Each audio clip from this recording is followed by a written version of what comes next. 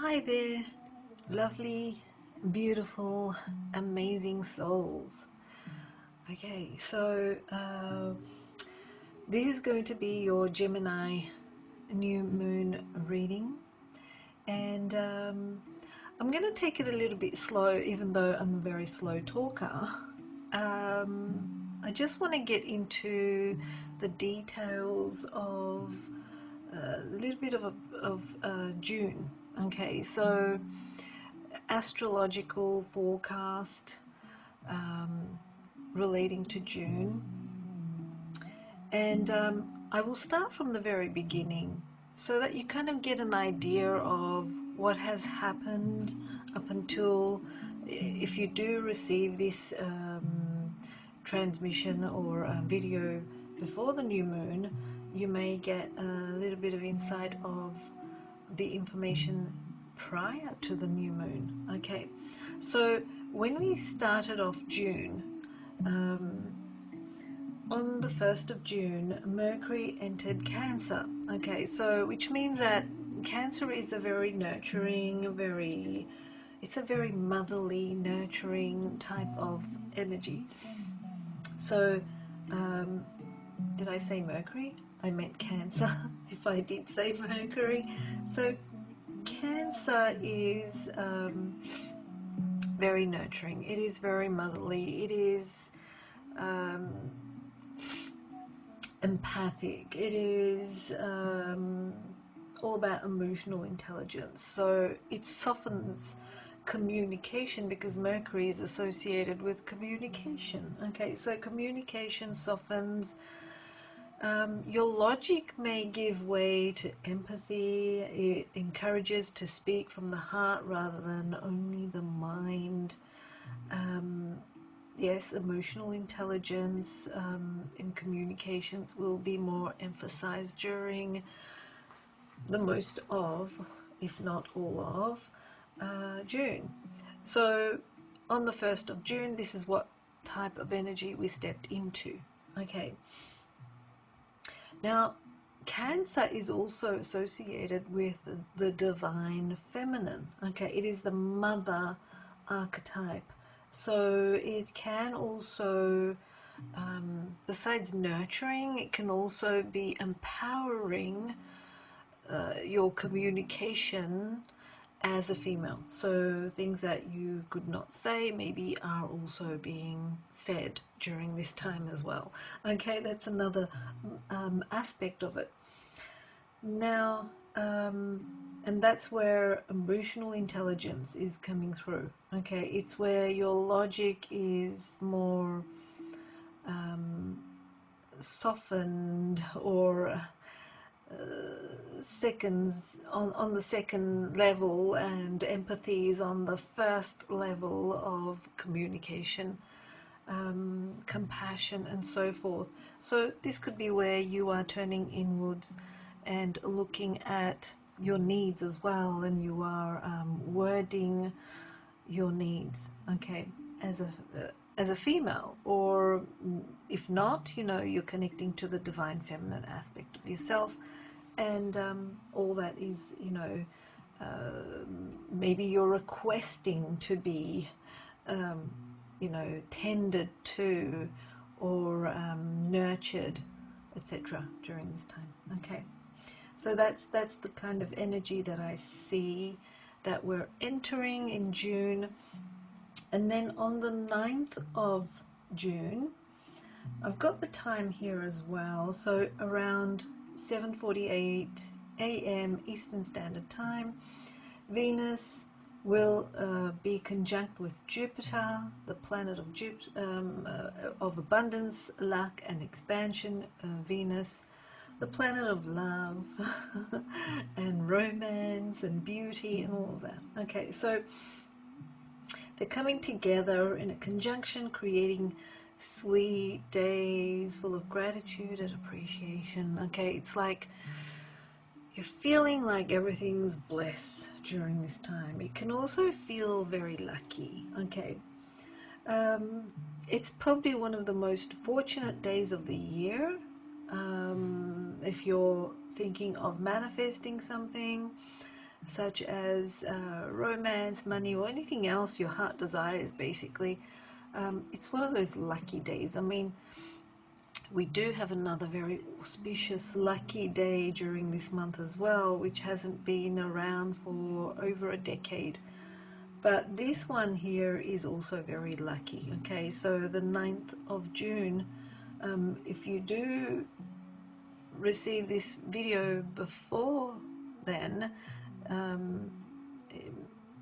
maybe you would like to kind of like have a look and see how things are happening in your life. If you do receive this afterwards, maybe you can look back and say, oh, okay, so I realized that this was happening in my life during this time, which I felt good about. It could represent maybe something that is going to expand more in your life, because it's a new beginning in that sense. Okay, so it is a fortunate day, and these planets will move into Leo during the weeks ahead. And once Jupiter leaves Cancer, which has been there for a while, okay, on the 29th of June, it won't return for more than a decade. Okay, so we won't be feeling the same energies for more than a decade. And then after that, on the 13th of June, just before the Gemini new moon, a day before, we have Venus entering Leo. And what this means is, because the Venus, the planet of beauty, romance, love, all of that in Leo, and Leo is associated with being center stage. You know, it's like flaunting the romance, flaunting the beauty, flaunting the creativity and so forth. And Leo is associated with creativity. So this can represent a great time for first dates, starting new and creative projects. I mean, I am itching myself. I am itching to start a new creative project, but I'm waiting for this day. Okay, because when you do start during these days, your project will not be stunted. It will flow with ease. And it's like, you know, every specific day of the week is also highlighted in a specific situation in your life. So this is similar to that. For example, if we look at the days,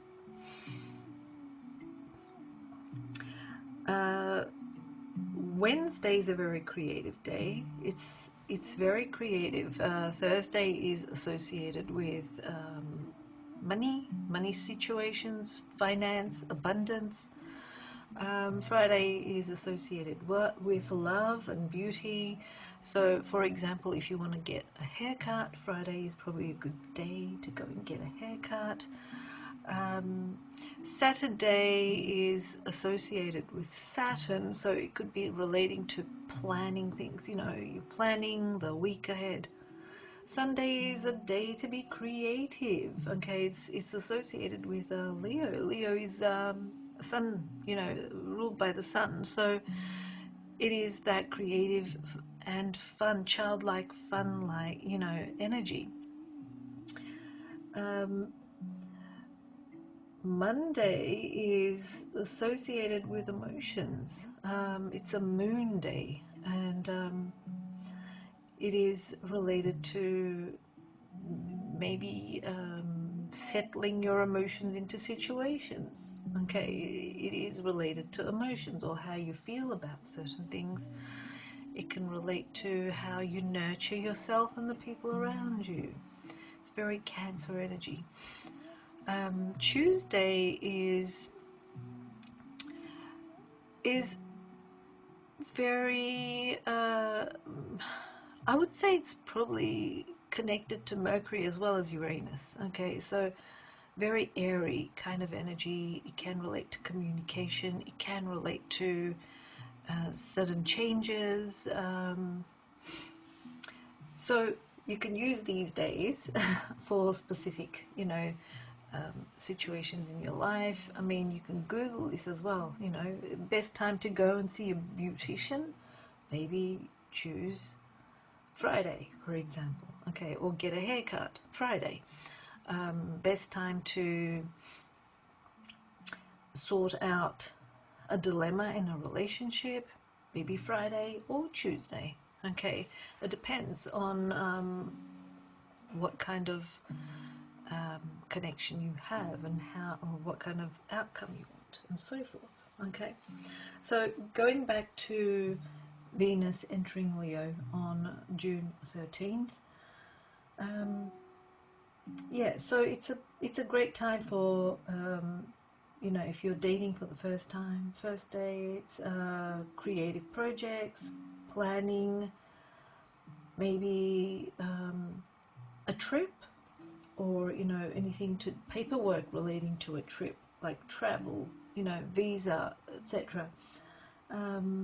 Maybe it's a good time to go and get a bold makeover, image makeover, or some kind of change, but it's all about being bold because it's Leo. Okay. It can also relate to being playful and heart-centered in your approach to romance or your relationships. There could be also bold displays of affection, etc. During this time, maybe it's the time to be able to do that, or you may receive that. It could also be a great day for shopping, hair and beauty, and so forth. Okay, this is a good day, regardless of what day it falls in, because it is the day where Venus, the planet of beauty and romance and love and arts and crafts, okay, all of that is entering Leo. The bold, how would I say it? It's very bold. The energy is very bold, very creative again. Okay, so great day. Then the following day is the Gemini supermoon. Okay, it is a supermoon. It's a new moon, not a full moon. Okay, it's a super new moon. And this will be a new moon on the 14th of June at 10:53 p.m. Eastern Standard Time. Now, on our website we will have the specific times for different locations, but I'm just mentioning the Eastern Standard Time. Okay, so with this super new moon, Gemini, the sign of communication. Gemini is very similar to Mercury energy. Okay, it's very witty, it's associated with technology, it is chatty, gossipy. Even if you have the most quiet Gemini person in your family, for example, if you do have a Gemini and they're quite, like quiet, kind of like in their own world kind of thing, okay, in the background somewhere, when you start talking with them, they will not stop talking. They will, you will not realize how time has passed talking to them. They will just keep talking and talking, and they are also very intelligent. Okay, it's not just communication. So Gemini is associated with communication, networking, writing,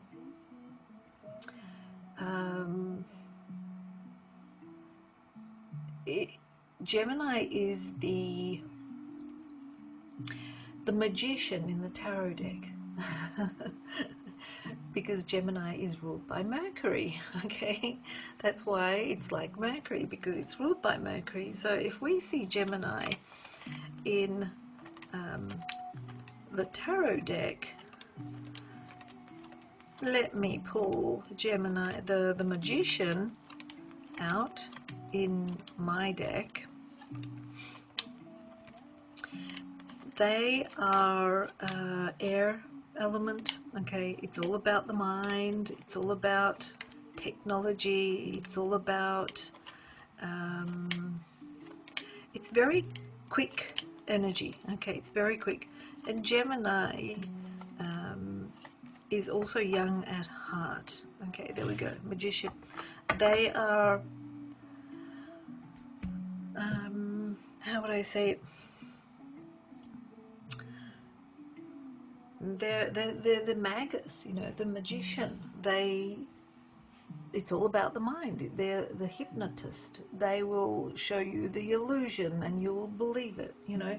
They will say the words like a prophet and you will believe it, you know. Gemini energy is this. Okay, it's all about information being poured your way.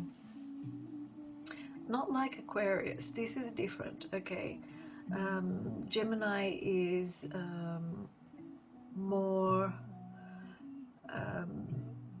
swift, quick, very quick. Okay, Aquarius is more high information, you know. It's more, I mean, they're both air signs. Aquarius is the humanitarian, Gemini is the magician. Okay, they're very good with their words, they're very good with what they put out there. They will make you believe in things. Okay, so yeah, so we've got this Gemini super new moon. It's a new moon, so it represents new things. And during this time, what you can do is you can set new intentions. You can improve your communication style, whichever way it may be.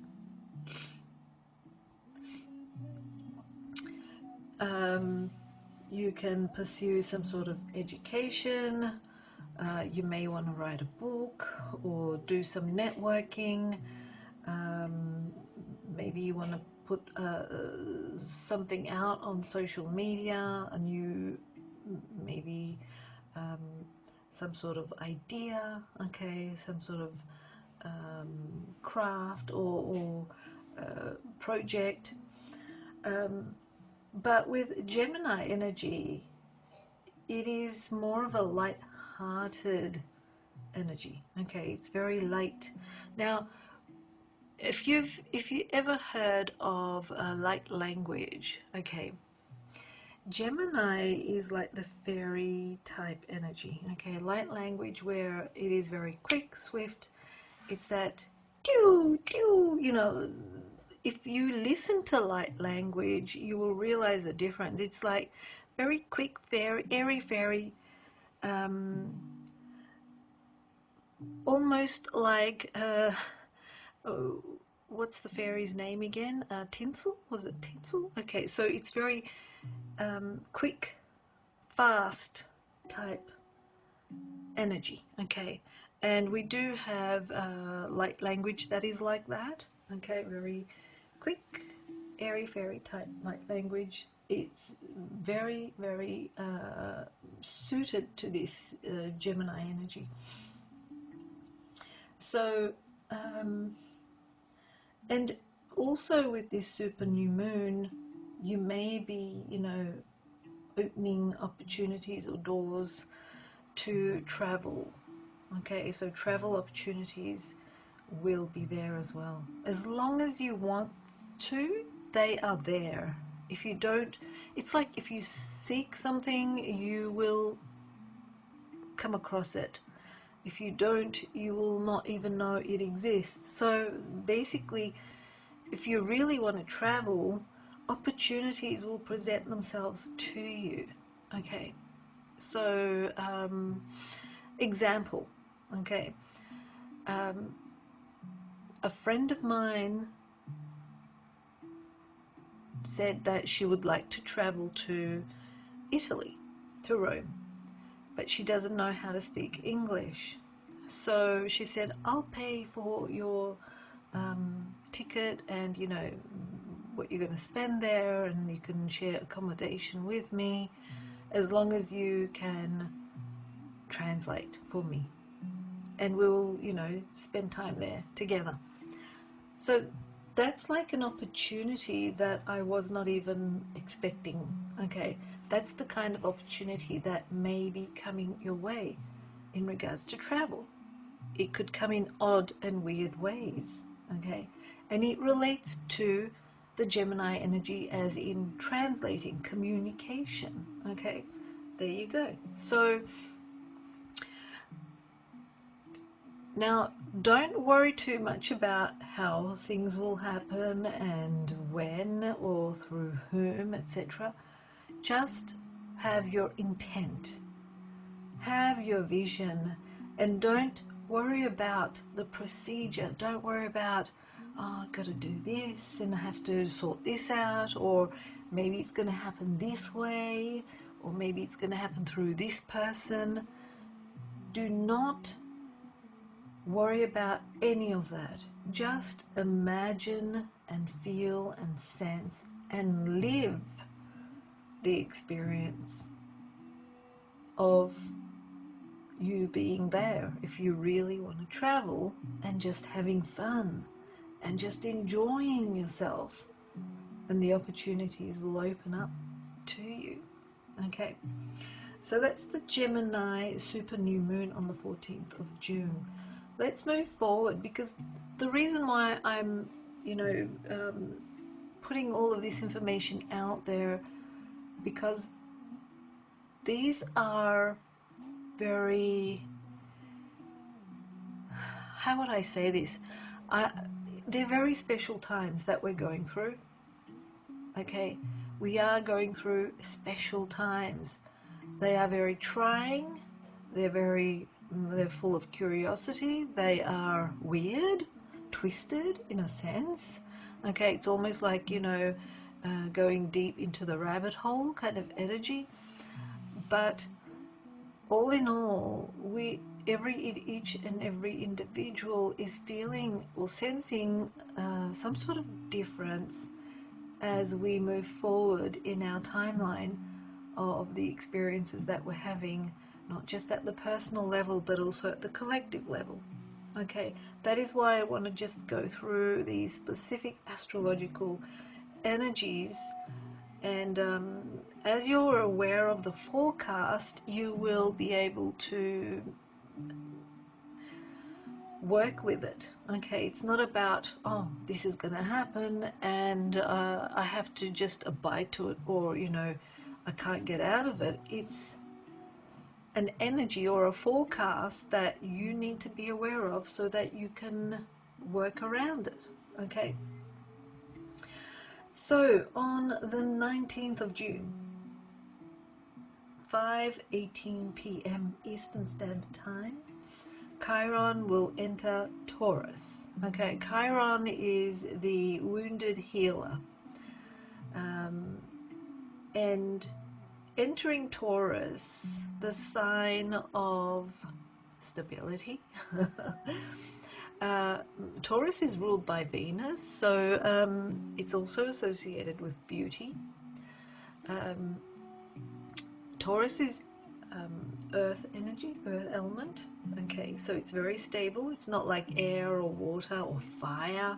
Okay, earth is very hard to move, so it's very stubborn or stagnant type energy. Imagine you trying to make a rock become liquid, okay, so that it flows into a cup or something. You would need to go through a certain procedure where you're using fire, for example, to melt it. Okay, so it's very stable energy, earth energy. So with this energy of Chiron entering Taurus, this is because Taurus is also related to land. It's related to earth. It's related to money. It's related to worldly, material things. Taurus is associated with your 5 senses and how you perceive your environment through sight, hearing, smell, taste, sensation, touch. Okay. Taurus energy is associated with your material and worldly stability. You know, the money you have, the what you own, property, okay, where you live, okay. Even though Cancer is associated with homeland and so forth, but Taurus is associated with land, okay. When we have a really bad aspect in Taurus, it can represent things like earthquakes, okay. So Taurus in Chiron, the wounded healer, okay, is all about healing all of this. And also Taurus is also about self-worth, okay. It's about realizing your self-worth or understanding your self-worth, okay. So when Chiron enters Taurus, it's all about healing all of that, okay. It's like how would I say this, at the collective level, it's like this is like the beginning of a long-term collective healing journey, okay, that is not just at the collective, also at the personal, but it is also very much collective. It's going to affect everyone and everything, okay. And so this healing journey or process, long-term healing, okay, that we will be going through is relating to self-worth, self-love, our relationship with our physical body, our appearance, okay. There are a lot of people in the world that don't like how they look naturally, so they, you know, do a lot of things to themselves. So during this time we're probably going to be like, I'm happy with the way I am because this is me. You know, it's, unless there is something that really needs to be corrected, that's a different thing. If there is some sort of physical debility or health problem that needs to be, you know, corrected, that's a different thing. But if there's nothing wrong and you're just, you know, doing something because you're not happy with the way you look, that's, you know, this is probably where we will be more realizing that we, or should I say, self-love will be so heightened through the process, not overnight, obviously, because it's a long-term process. It's going to be a long-term journey where we slowly start to accept, okay, our natural state. That could be the reason why we're going through this, okay, one of the reasons. Maybe it's not, but what we're learning is our self-worth and self-love, and being in harmony with the relationship with our appearance and our physical bodies, okay. We will also be healing our relationship to money, or anything that is like money, okay. Our relationship to wealth and abundance. We will be healing our mindset relating to scarcity and the fear of lack, or living on survival mode, okay. All of this is going to be like a healing process for the collective. And we will be slowly unraveling and healing, and realizing that, you know, at the unconscious level,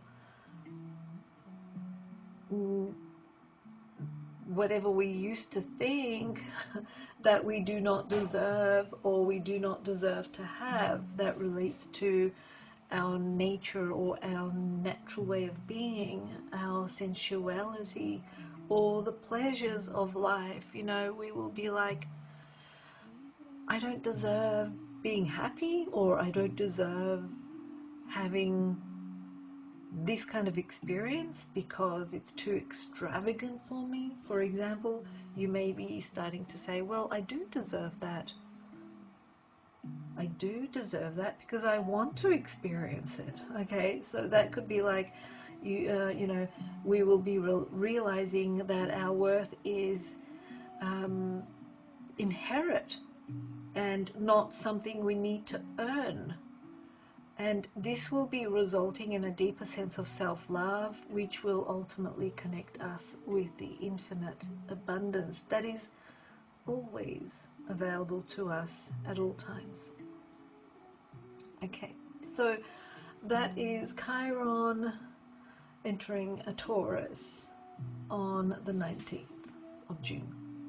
Then we move forward to the 21st of June, where Sun will be entering Cancer at 4:25 a.m. Eastern Standard Time, and this is the summer solstice, okay, if you're in the Northern Hemisphere. So summer officially begins in the Northern Hemisphere, and because it's in Cancer, we are entering a nurturing, soft-hearted and sensitive period where home and family matters will take center stage. It will be also a time to come back to ourselves and to direct our attention inwards, to maybe towards our emotional state, having more awareness of our emotional state, and also having awareness of our emotional needs. Okay, so yeah, it's also a time to honor the past, our past, okay, where we came from, like the womb. Okay, Cancer is the mother energy, so it is the womb energy. So time to honor the past or where we came from. Now, this does not only represent the womb, it can represent our connection to our roots, such as our ancestors. Okay, so honoring our ancestors, maybe honoring our ancestors all the way back to the very beginning, honoring our connection to source, the very, very beginning. Okay, so everyone will be going through a different phase in this. Okay, everyone will be experiencing it differently. Then we move forward to June 28. Okay, this is Mars entering Gemini. Okay, Mars is the planet of fire, war, but also it's creativity. You know, it's like the initial spark of creation kind of thing. Okay, it's action. So it's very motivating, or it is related to passion. Okay, Mars energy is fire, but it's also that burning desire, passion energy. Okay, so Mars enters Gemini June 28, 3:29 p.m. Eastern Standard Time. It is a good time to explore new things, okay, a variety of things. So whenever I see, like in my tarot deck, we have two cards, well, specifically more so one, okay, that I would like to quickly if I can show, because Mars is also not just Scorpio, but it's also associated with Aries. Okay, Mars is Aries and Scorpio. So when we look at Mars energy, we see this, okay, Aries. Okay, it is childlike. Aries is the child, or excuse me, when you look at the zodiac wheel, what you see is, say, it's pretty much like a clock. Okay, so Aries is the first sign, which is like 1 o'clock. Okay, it's the very first beginning, the very beginning of the cycle. It's like, say, a human starting from birth, okay, until death. Death is like the last, it's like 12 o'clock, okay. 1 o'clock is birth. So if you look at Aries, Aries is the infant being born or has been born, okay. So we see this Page of Wands here, which represents that energy. It's very Mars, very Aries, going out there exploring new frontiers, okay. It's like a pioneering type energy. Now this Aries energy is exploring its existence. It's like, I sense I'm alive, I feel hunger, I feel wet because I just pooped my nappies, you know, or something like that. That's how the baby or the infant will experience its environment, okay. The sensations, the smells, the sounds, very vaguely, but yes, and sense of awareness of self, of what it feels, okay. The hunger, the wetness, the feeling the pain of you know, having gas after being fed or something like that. So when we have Mars entering Gemini, okay, the sign that's very chatty and very witty, okay, it's all about exploring a variety of interests, because with these two energies it can become explosive, okay, and it can be, it's quick, witty, and that fire energy of Mars is explosive, so it's like bang, bang, bang, quick, you know, witty, fiery, explosive energy. It can be also the energy of being multitasking, okay. You have the ability to do that as well as that. So the Mars energy is the action, and the Gemini is the mind of, you know, many things. Okay, so thinking, doing, act, you know, with your actions as well at the same time. So it's multitasking. So you're exploring a variety of interests, maybe discovering multiple paths at once during this time. Mars in Gemini will motivate us or energize our minds or stimulate our desire to take action on ideas or experiment and learn. It can also push us to move towards new challenges and opportunities.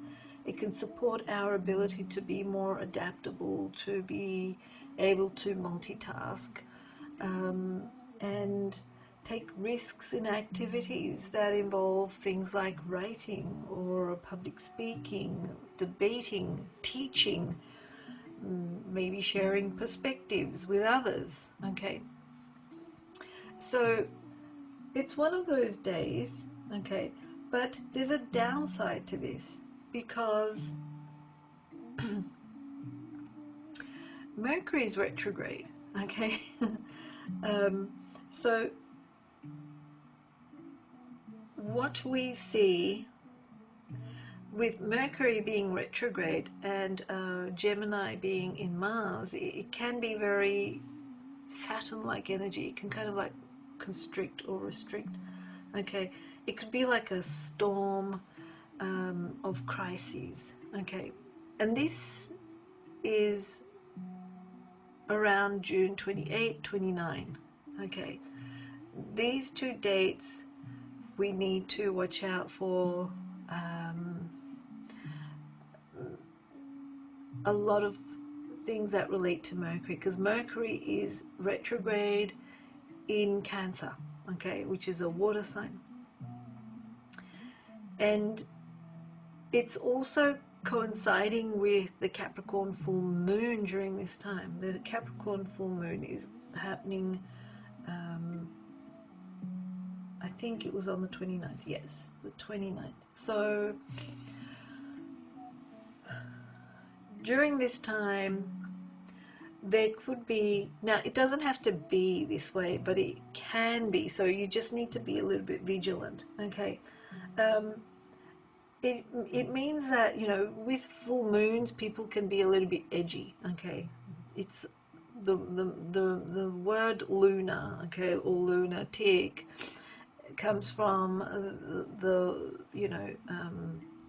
full moon, because the moon affects people's emotions and can make them moody, okay?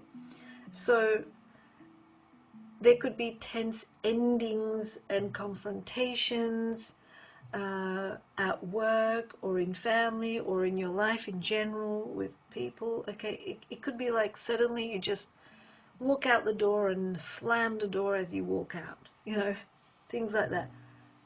Think twice, think thrice, 3 times, 4 times if you have to before you act during this time, okay?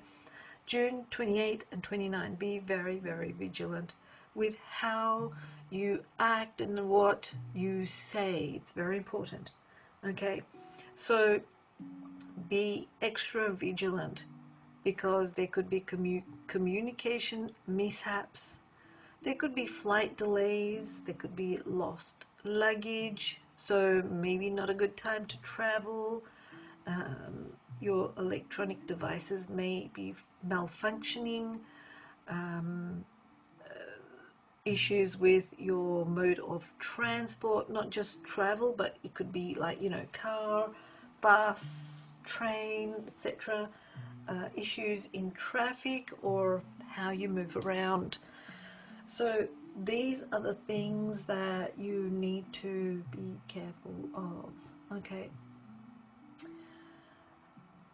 All right, so let's move further.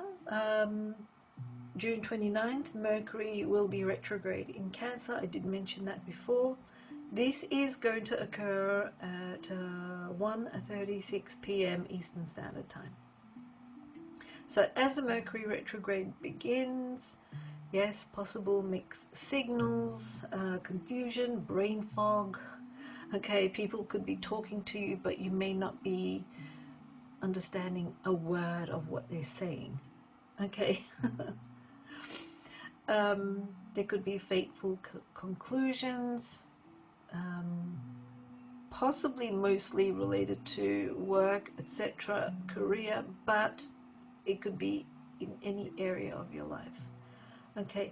Issues reappearing from the past. So if there was something that you, because Mercury retrograde usually relates to things from the past, okay? So it's like something that you did not finish off, something that you put in the back burner will jump in front of you during this time. Usually, you know, it's like saying you need to deal with this, sort this out, okay? So issues appearing from the past. There could also be unresolved situations related to home and family matters that you need to sort out. Old feelings could resurface, okay? If you kind of like did not deal with old feelings or feelings from the past where you kind of like suppress them and kind of like override, you know, that emotion, that's gonna probably like resurface and you may need to deal with it, okay? You need to either understand it, try to sort out why you're feeling that way, or if it is related to someone, maybe, you know, tell them how you feel and get it out of your system. Worst case scenario, write yourself a letter and burn the letter, Okay, as long as you get it out of your system. Or write a letter to the person and then burn it. Yeah, so old feelings, unfinished conversations will be reappearing. Okay, if there was like conversations that were not completed, they are coming back to be completed. Unacknowledged emotional issues will be required to be dealt with. So it's a time to notice and have awareness on how past experiences have shaped you until now. Okay, and be aware that your present communication patterns are shaping your future. Okay, both verbal and non-verbal. Okay, this can be written, it can be telepathic. Okay, whatever you put out there is shaping the way other people perceive you. Okay, so if you have a deep emotional situation that you need to say, but you're not saying because you're afraid of hurting someone or shaking the status quo, or losing your security, or whatever it may be, and you're not saying anything because you're afraid, and you're saying totally the opposite things and presenting yourself that way, everyone's perceiving you that way, which means that they're not seeing the true you, and that is how it's shaping your future.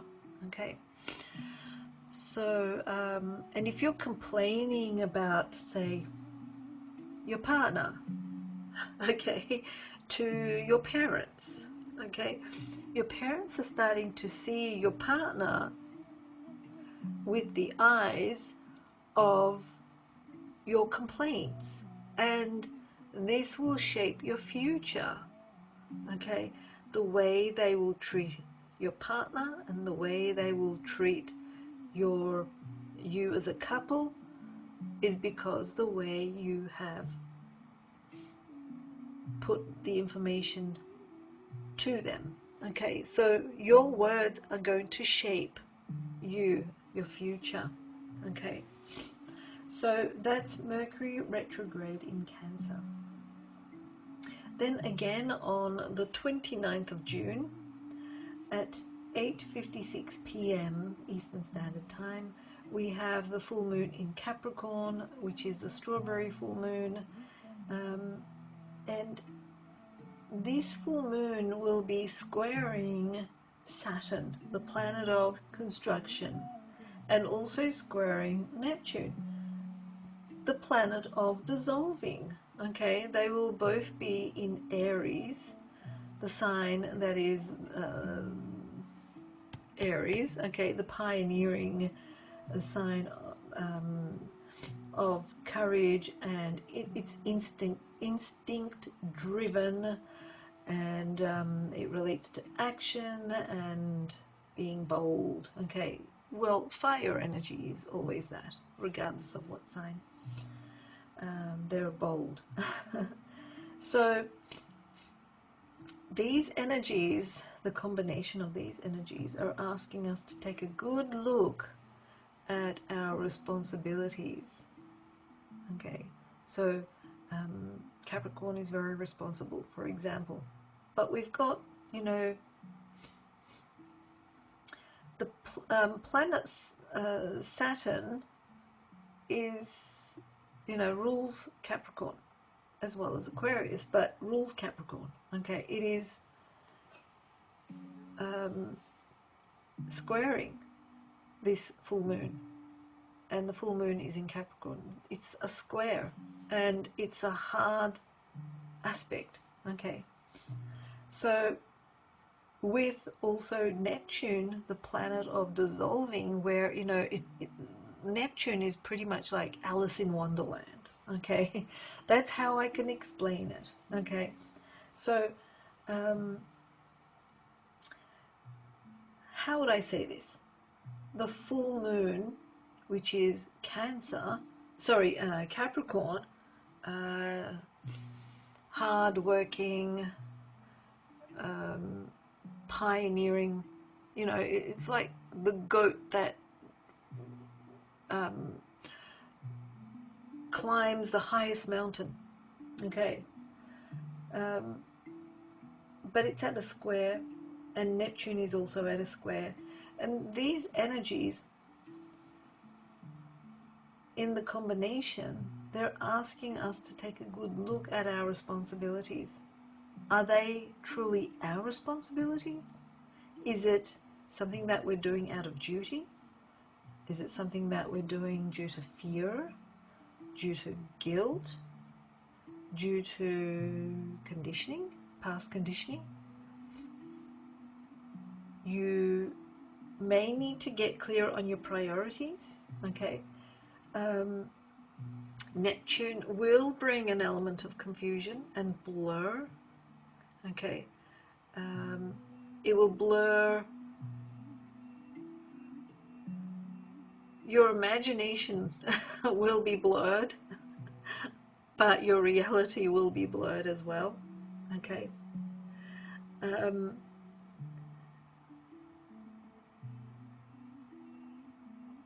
But it's also a good time to manifest your material goals during this time, because it is a Capricorn full moon, okay?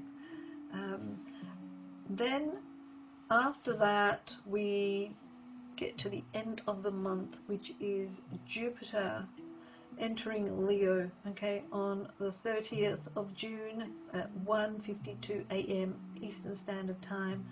And this is probably one of the most auspicious days of the decade. Okay, it's something that we probably did not experience since 12 years ago. Okay, so this kind of like happens every 12 years, I suppose. Okay, so it's pretty much like a bonus from the cosmos. Okay, it's an amazing, magnificent day, because Jupiter, the planet of expansion and abundance and growth and higher, Jupiter is like the crown chakra. Okay, Jupiter is like the guru, the higher master kind of energy, the higher mind. Okay, it's entering Leo. Leo is the creative, the joyful, the theatrical. Okay, that's how I can explain Leo. So it is a good day. It's very lucky. It is bringing us luck. The planet of luck, abundance, and courage enters Leo, okay? And it's telling us that the stage is ours and that we can go for it. It's a very productive day of the year, so you can start on any kind of important venture. You can make investments. You can, and when I say investment, I'm not only talking about money. This could be like investing in a relationship. You know, you can open your heart to someone. You can say yes to that, whatever you've been kind of like holding in the back burner. Okay. You can pursue your big dreams during this time. Okay. It's a year-long cycle that is centered around creative expression. This energy will last for a year, maybe more, depending on your chart as well, okay, where Jupiter and Leo kind of like sit. Okay, so there's creative expansion. You will be developing authentic confidence within yourself. You'll be following your passions. You'll be sharing your talents and creativity with others. You'll be nurturing all kinds of creative and artistic projects. You may be doing or entering some sort of entrepreneurship endeavor. Any pursuit that requires putting yourself out there, this is the time, okay? The universe is putting the crown on you, and it's encouraging you to go on the stage and and shine, basically, okay? Go up on stage and shine. So this is where your abundance begins, okay, with whatever it is that you may be pursuing. Okay, so that is what I see for the month. Okay, now excuse me for that. All right, so what I'm going to do, because it's a Gemini new moon reading, I'm going to start with Gemini. Okay, let's put Gemini here. Also, so before we start the reading for each zodiac sign, if you would like to know more about us, or you want to discover more of what we offer, go to our website and you will see what we have there. Okay, there's a lot there that you may resonate with, but there's a lot of freebies there as well. Everybody loves a freebie. Okay, so yeah, go and explore, have a look and see, you know, if there is anything there that you resonate with. And it's all about expanding on your life's journey, right? And we're there to do the best we can for you. Okay, we're there to assist you, guide you, lead you to the path that best suits you for that time being. And at the same time, we are also learning and growing with you. Okay, so thank you, and very much appreciated to be on this journey with us. Okay, now we're starting with Gemini, and what I want to do is I want to ask for, I use these two cards. Okay, so if you haven't had, like, if you haven't read, listened to what I've done before, like the readings that I've done, what I usually do is I use these cards. Okay, so I use the Goddess Oracle and the Mythic Tarot.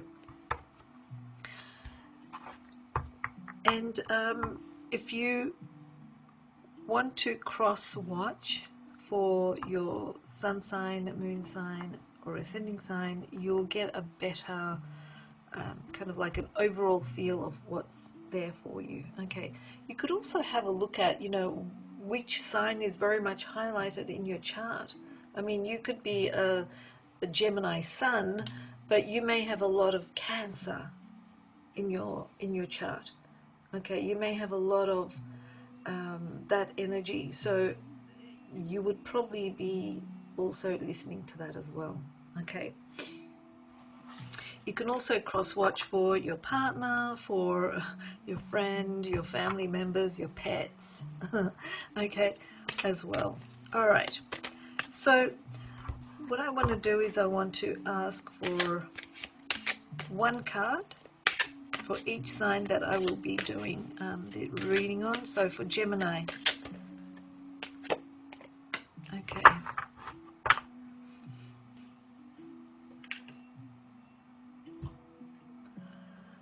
What have we got for Gemini? Pleasure with Hathor. Okay. She looks very Taurus. Can you see the Taurus, the bull's horns and ears in her? And she's all about pleasure, so it's very Venusian, you know, like the senses, good food, beauty, sensuality, all of that.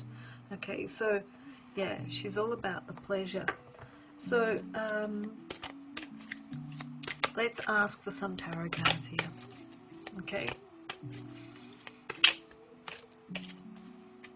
Let's see what is coming through. I'm going to kind of like try and bring this together with the tarot cards.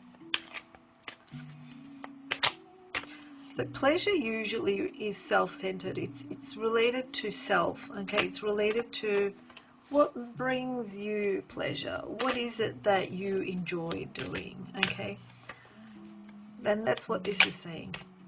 It's what brings you pleasure. What is it that you enjoy doing?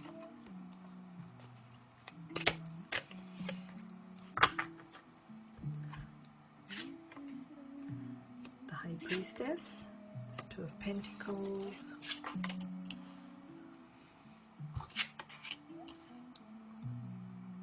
Okay.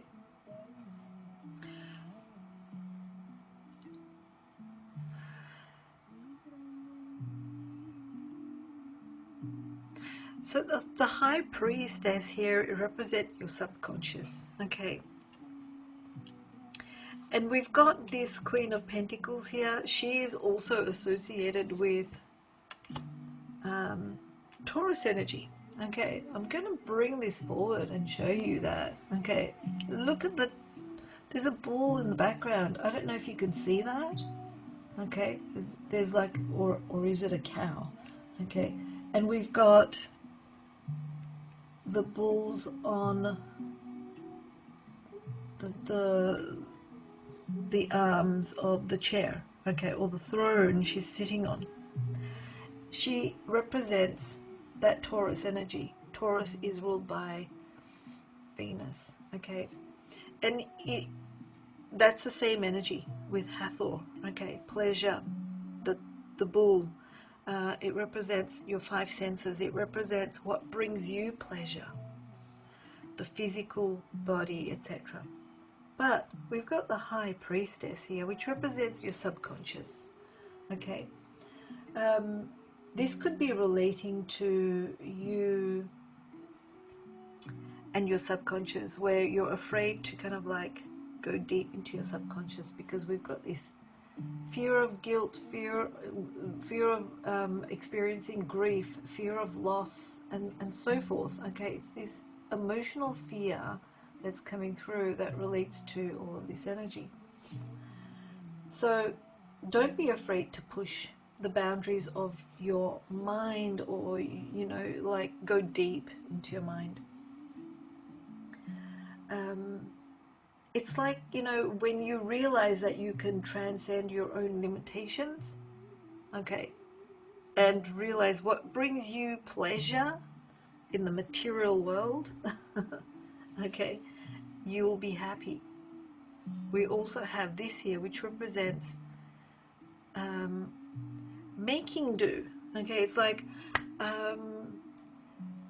taking it from this source and giving it to that source. It's like, you know, receiving money from work, giving it to the bills, or, you know, your necessities kind of thing.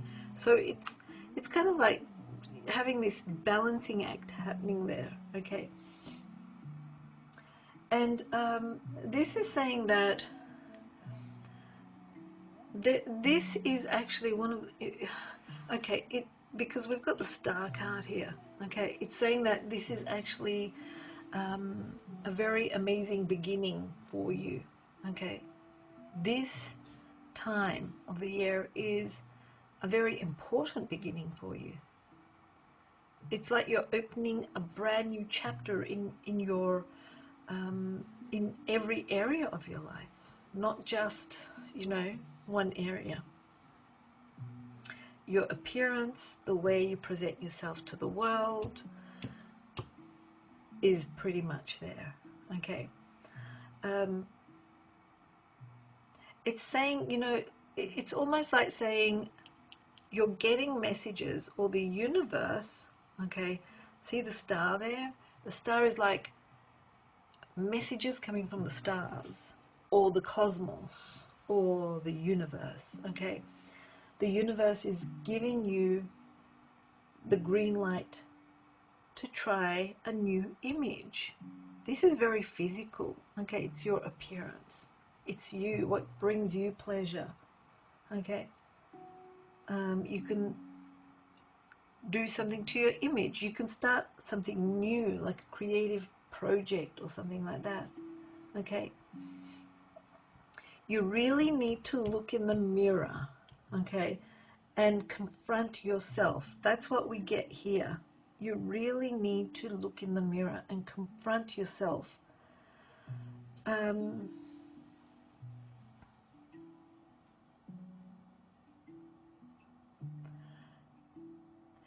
There's another thing here, which is saying that, you know, you need to, you don't need to agree with everything. That's another thing, okay? That's another message that's coming through. You don't need to agree with everything or everyone to avoid being alone.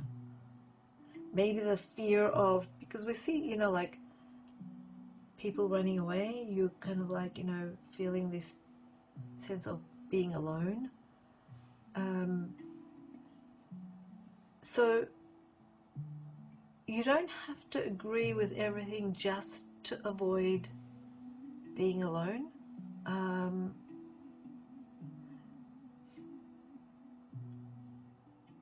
I would say, you know, express your opinions without hesitation or doubt.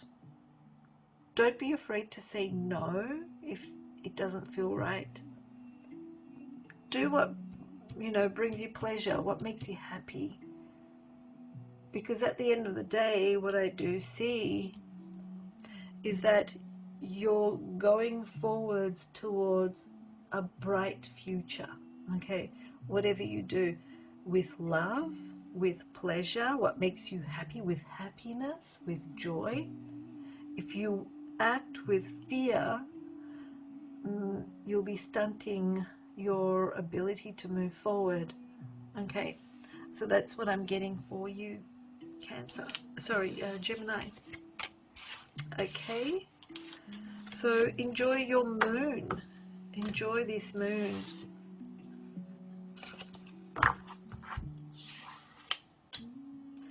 We've got Cancer next. I think I'm ahead of myself. Okay, Cancer.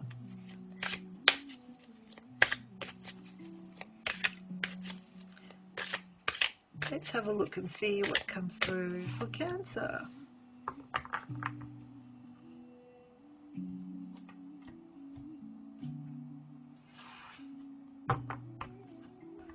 What have we got? Crises. Why have we got crises? The Aries with crises.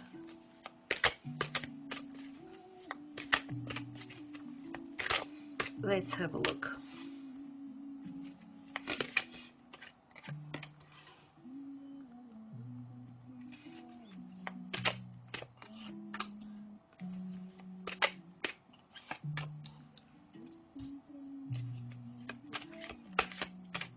Okay, this one wants to come through.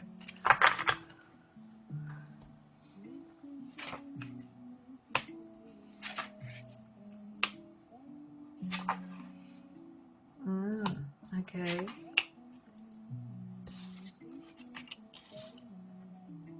Got the Tower as well. All right. What I see here is something that is like a burden that you've been carrying. Okay. It's like feeling overburdened, a burden. And we see the crises here, okay, and it's also kind of like reflecting to this. This could be relating to something from the past, something that you maybe have been doing or have done. Okay.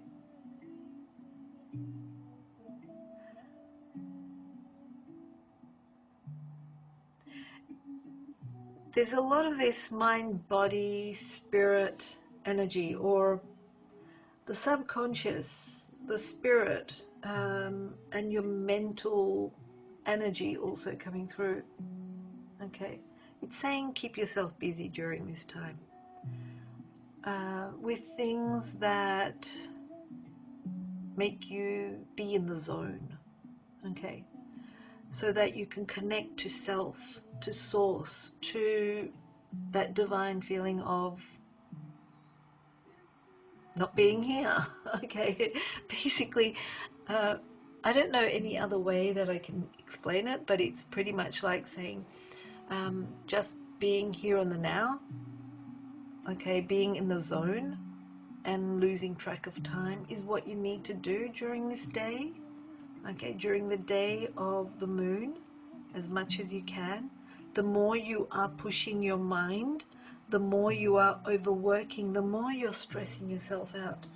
Okay, so take time to withdraw your energy and rest.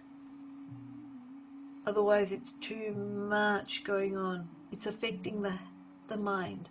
Okay, when we see the tower, it's like the body. The tip of the tower is crumbling. It represents the head.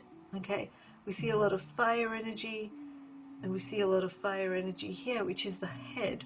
Okay, so it's like stress. It could even be like your blood pressure rising. Okay, so what you need to do is you need to meditate in a way, not just sitting down and doing, meditation. You can if you want to. You can have a nap, you can go to sleep, that's probably the best meditation you can do. But you can do something productive that is going to make you be in the zone where you lose track of time and awareness of your environment. You just have awareness of self, and that's it. Okay, so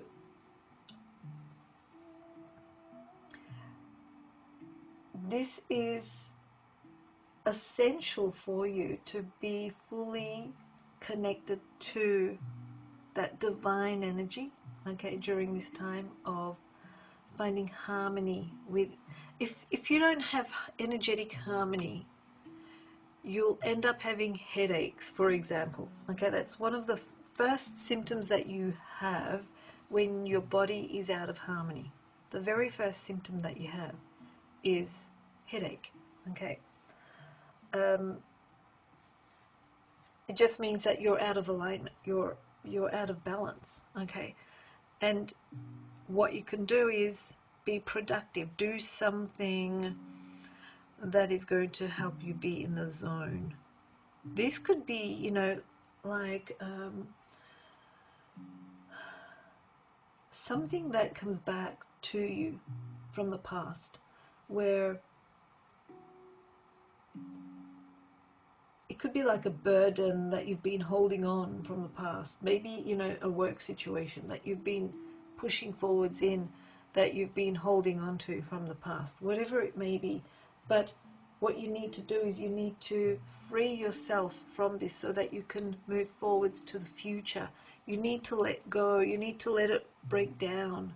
You need the tower to crumble. Okay? Even though you're afraid that it's going to crumble and you're going to lose your stability, you need it to. Otherwise, you will not be able to open that door that leads you to something that is more secure. Okay, this is kind of like during this time, what you can do is you can set your intention to release old habits, fears, anything that's holding you back. Okay, think of it that way. If you hold on to these old energies, that's where the crisis happens. That's where you feel overwhelmed. That's where your headaches start to happen. That's where your maybe you feel over, you know, like overstressed, and you feel like your world is crumbling around you. Okay. Your blood pressure is rising, for example. Okay. So the best thing you can do is think of this period as kind of like an inner cleansing and preparation process before you get ready for your next step. Okay. Break out of your shell and declare your true self to the world. Okay. Don't waste your energy on anger, resentment, or regret. We see a lot of that energy here. Okay. These negative emotions will hold you to the past. Okay, it's like a glue. It will just glue you there. You won't be able to break away from them. Okay.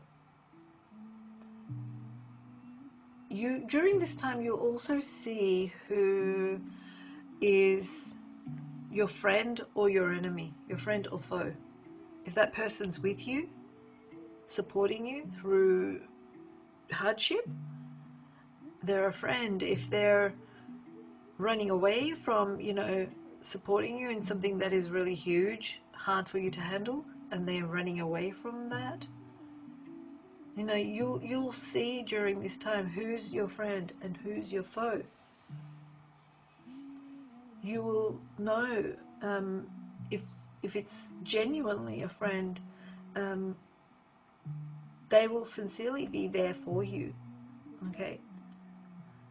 The other thing that I see is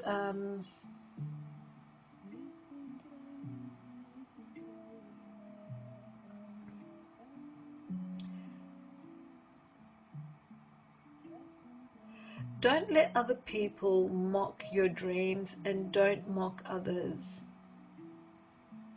Okay, don't mock other people's dreams as well.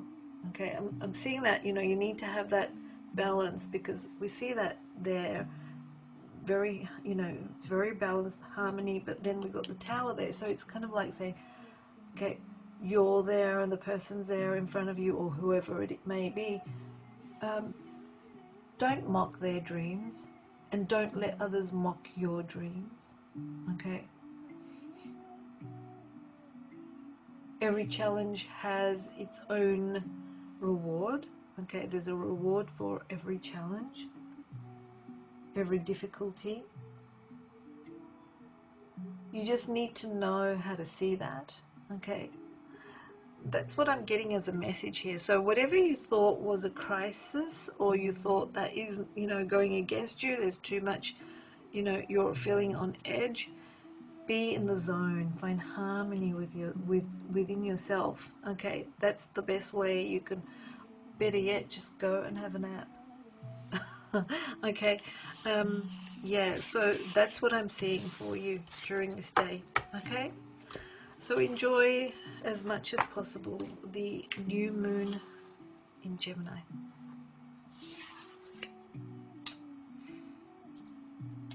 Okay, next we've got Leo. Leo, let's see what comes through for you.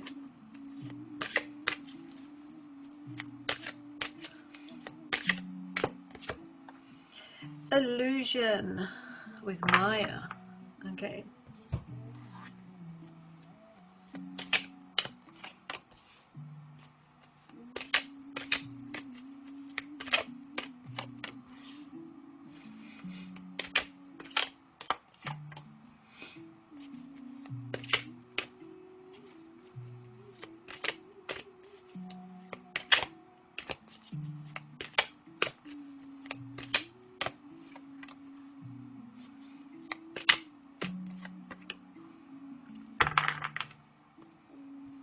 Okay.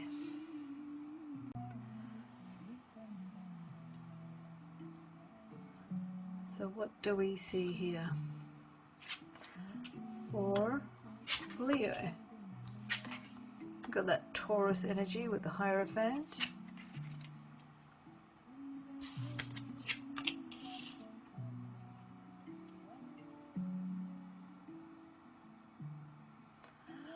Okay, so Maya, the illusion energy here, is very much connected to, we've got Empress underneath it. So it's pretty much like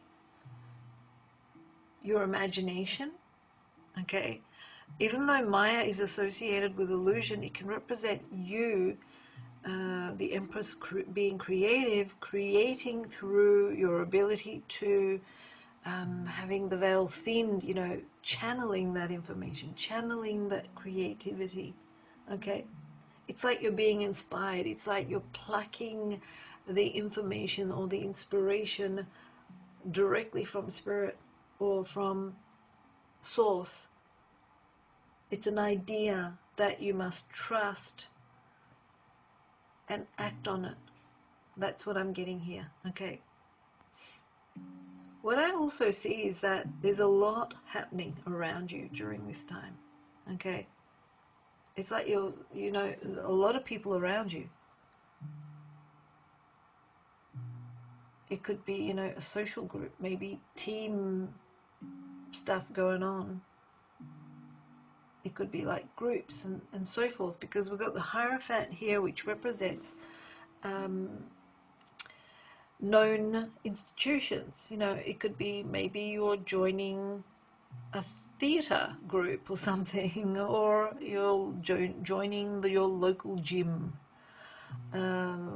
where they hold yoga or something like that. Okay, so whatever it may be, or you're going to your local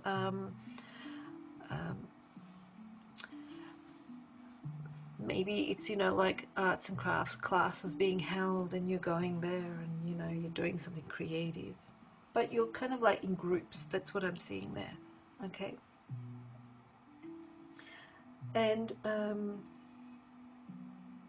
these groups are related to, now these are like physical, okay? They're not like online groups, okay? They can be, but this is also very physical, okay? It's very, very physical. So it's like attending the class, going to that club or group setting, etc. Okay, doing something, hiking together, or lifting weights, or doing yoga, or whatever it may be. Okay, it's a group. It's a physical group. It's not online so much. Okay. And these groups are related to your dreams and goals, because you're planning something that relates to your dreams and goals for the future. There is that sense of, you know, having that alone time where you may be, you know, looking or connecting with groups, networking through online social connections, but I do see a lot of the physical. So if it's like, say, 20% or 30% online, I would say 80 to 70% is physical connection, real human contact, okay? Not just online. So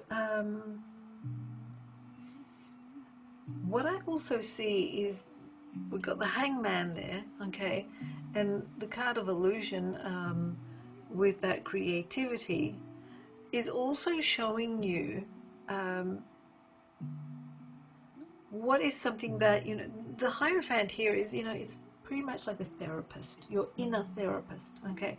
It's pretty much saying you have to do this to be able to attain this, okay? And it relates to your psyche. So what I'm seeing here is that there are certain inner shadows. You see the Hierophant there as well. Okay, it's the same figure in the cave here. Can you see it? Okay, and you can see, and you're planning to do something about that, But the Hangman here is saying you need to see it in different perspectives to be able to understand what you're going through in your psyche. Okay, so before you can shine in the spotlight of whatever it is that you're trying to create, okay, you need to make peace with your inner shadow. That's the message here. You need to make peace with your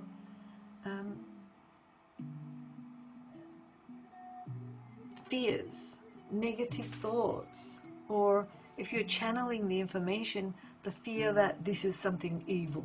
Okay, you need to decipher between whether it's good or bad through your senses and trust. Okay, you will be able to be very unique wherever you go. You will not be a part of the herd. That's what this is also saying. Even though you'll be in the group, you'll be very unique and you'll stand out, okay, in other words. And you'll be able to influence everyone around you, okay. And you'll be able to, through your strategies and abilities and talents, you'll be able to make challenges easier for not just yourself but everyone else around you. Okay.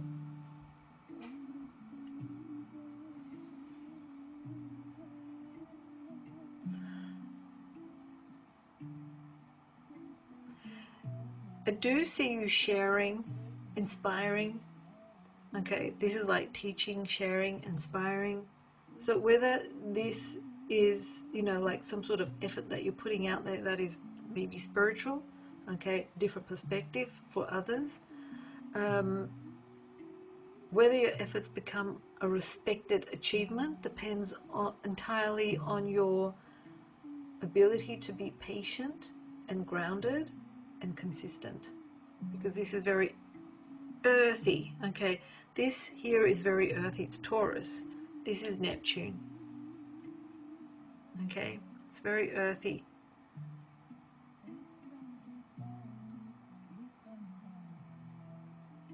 You may find yourself speaking more, okay, or speaking up, or stepping forward, or taking a stand.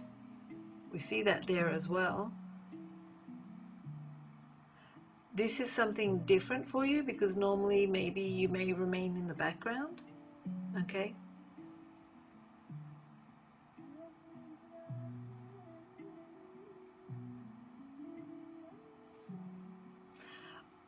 What I also see is that because of this energy here, okay,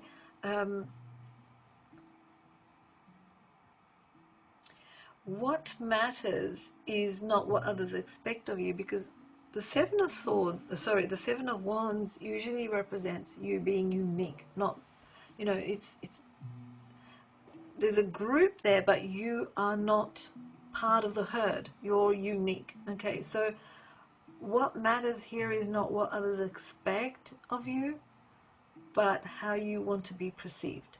Okay, and you can plan to be the person that's going to inspire, to speak up, etc., in different perspectives.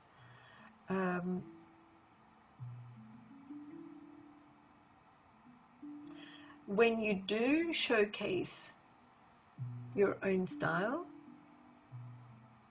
you'll realize that you can make an impact rather than just attract attention.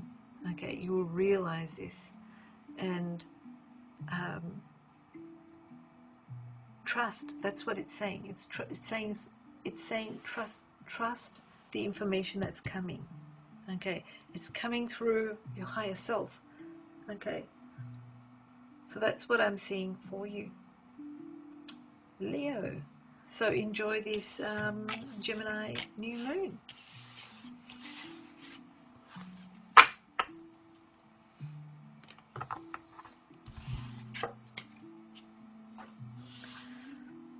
Next we've got Virgo. Okay, let's have a look at Virgo.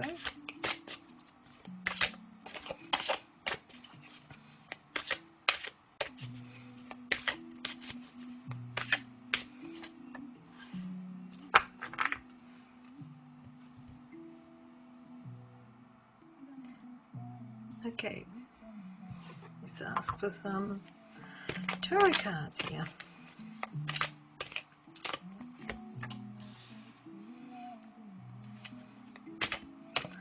I wasn't supposed to open them, but I guess that one wanted to be revealed.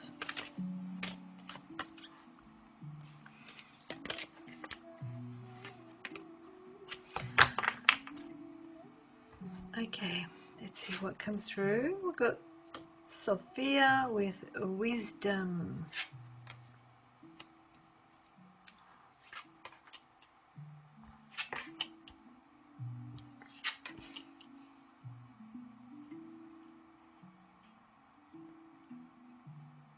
Okay.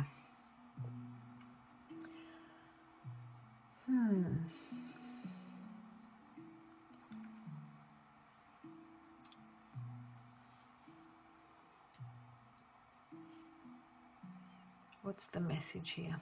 What am I getting?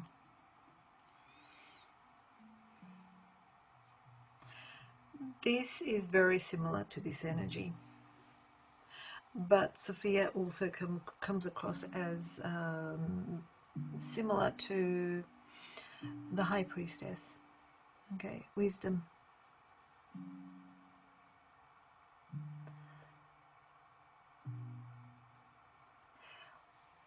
What I also see is something relating to, if you're working in, say, are you teaching? Are you working in some sort of institution? Okay, I also see this. Now, Sophia here is saying don't confuse yourself with the details, okay?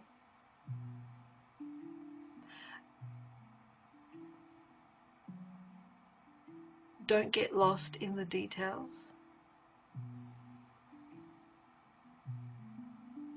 Don't get lost in the feeling of separation. I don't know what this message means, but that's what's coming through, okay?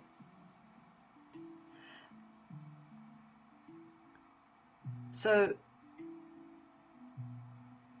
find the wisdom not by getting lost in the details, okay? Find the harmony, or acknowledge the harmony as a whole, rather than the details and you're separating everything, okay? So that's the message that's coming through.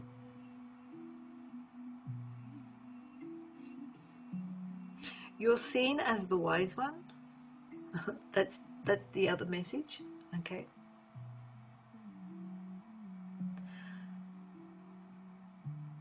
What I also see is that higher learning or higher teaching, okay, is coming through. So this can relate to maybe how people perceive you, or if it's a type of career or work that you're doing, okay? It could be your public image. They may see you that way. It could be your professional life, your title. What I see is also something new coming through that relates to these areas after maybe a lot of exploring. Okay, there could be a new thing coming through, or it could be a promotion, or maybe more responsibility, because they do see you being this wise person, okay? There's a lot of communication there, okay? We see that through the Four of Cups. Now, Four of Cups can be seen as a card that relates to apathy and boredom, but it can also relate to people that talk a lot, where you feel like okay, think of a scene like this. Okay, you're amongst maybe gossipy people, and all they do is yap, yap, yap, yap, yap, talk, but you're kind of like in your own zone, and they ask you a question, and you're like, huh? Come again? What was that? You're not listening. You're not there. You're not present. Okay? It's because you are not resonating with that environment. You're bored, or you feel apathy, or you feel disconnection. Okay? So what this is saying is that there could be communication. Okay? It could be communication opportunities in things that you may not normally find appealing, such as sales or marketing or writing.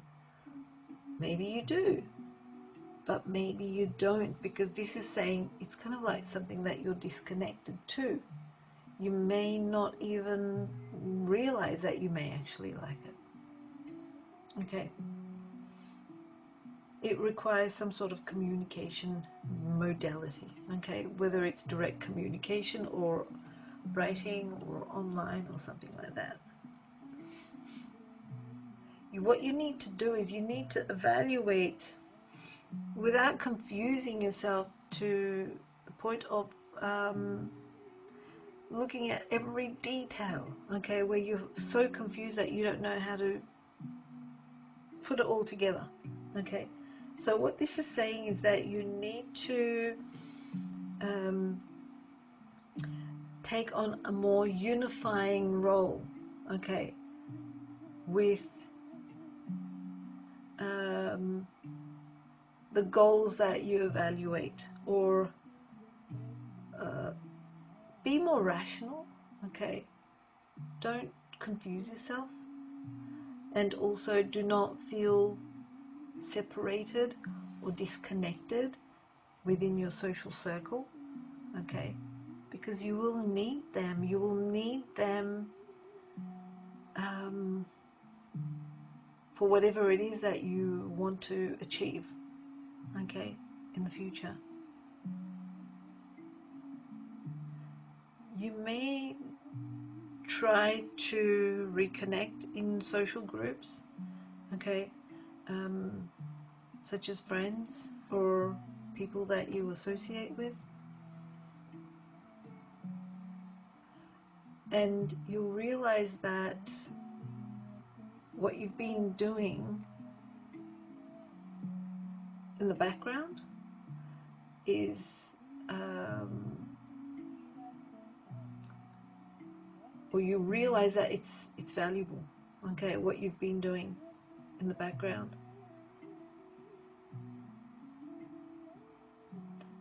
It's pretty much like, to you it's something that you've been doing, just, maybe thinking, oh, this is what, this is normal, this is what everyone does. And then you come together with people and you realize, wow, I've been doing a lot, or the type of work that I've been doing, or whatever it is at a higher standard, okay.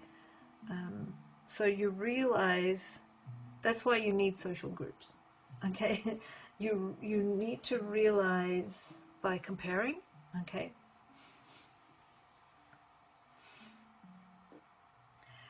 We also see here it's saying that don't think that you don't have the skills, okay. We see the Page of Cups here, which is like you don't feel matured in your field or knowledge. You're known as the wise one, and we see that in the Hierophant there as well. this is saying that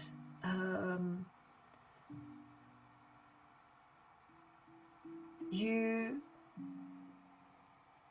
may not realize it, but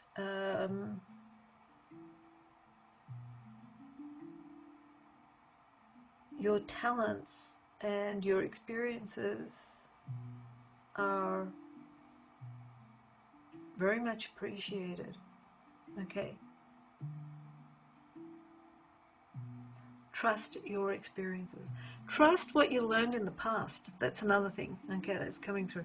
Trust your past experiences, because you will need them, okay? Even if it's something that you learned how to do or what to do years ago, it's something that you will kind of like realize that you need to use those skills, okay?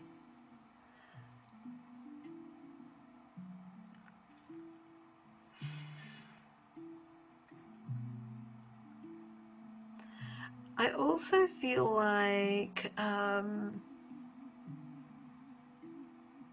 what I see here is that your words, because what I see here, okay, your words, because you're seen as the wise one, okay, your words will or may be like a light bulb effect on certain people, okay? It would be like an aha moment for them.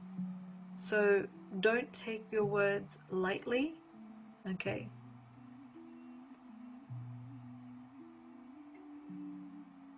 What I also see with the Knight of Wands here, okay, your perspectives on life in general, okay, such as your beliefs, your visions, etc., it's kind of like taking a different turn, okay? It's completely changing. It's like you're leaving old things behind and moving forwards to new frontiers, kind of thing. And Knight of Wands represents that kind of energy.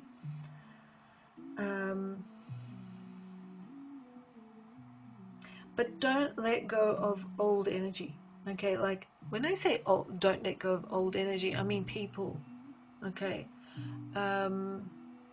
Like school friends, you know, like friends from school or people you've crossed paths with in the past, people that you associated with, okay?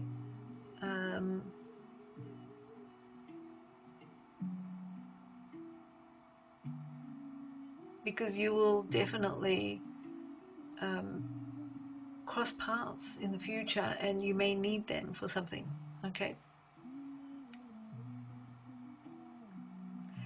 I also get this message coming across that you should occasionally call old friends to catch up with, and kind of like refresh those old memories or good memories of them, or experiences with them, okay? This will be very good for your soul, okay? I'm getting that message coming through.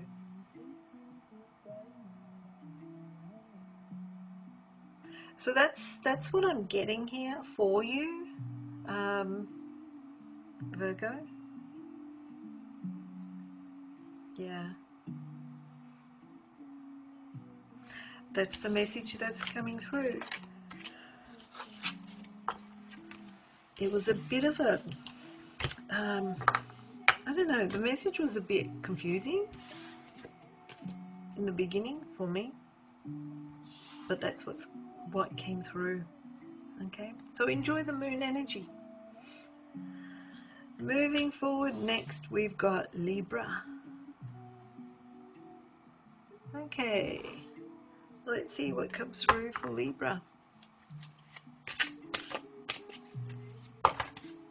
Ooh, lots coming through. Let's do that again, because there was more than one card there. There was like 4 or 5 cards that jumped out. I just want one card for Libra, please. Thank you. Sophia again. Is that one card? Good. Sophia, we got Sophia for Virgo as well. All right. Don't run away, please. The cards are kind of like flying everywhere, and sometimes they fly across to the other side of the room where I have to get up and pick them up.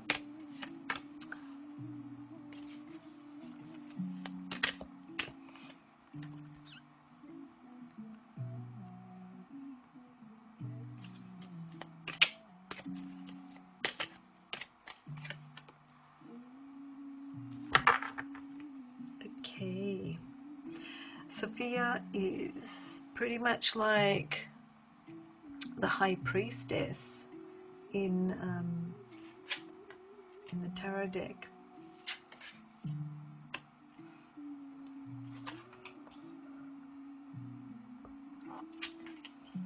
Let's see what comes through. Okay. The wisdom lies in family, lineage, ancestors, homeland. Okay, I'm getting that kind of energy there. We also see it there and there. It's kind of like, okay. And you see the Two of Wands here. Okay, the Two of Wands is pretty much like, even though we don't see the scales here, but it's pretty much like holding two, you know, like two rods with the flames equally. Okay.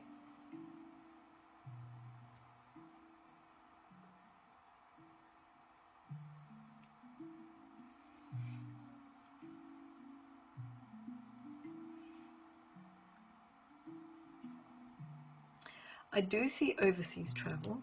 Okay, that's coming through. But with Sophia, it's saying it's time to broaden your horizons.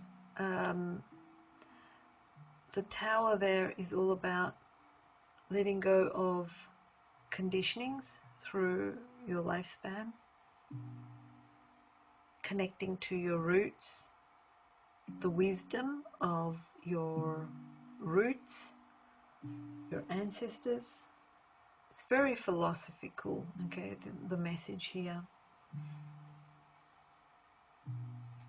This can also relate to planning to do something, you know, like maybe planning to learn, like higher education, okay, because the wisdom energy here represents high energy, so it can relate to learning higher education, but it can also relate to philosophical beliefs or knowledge.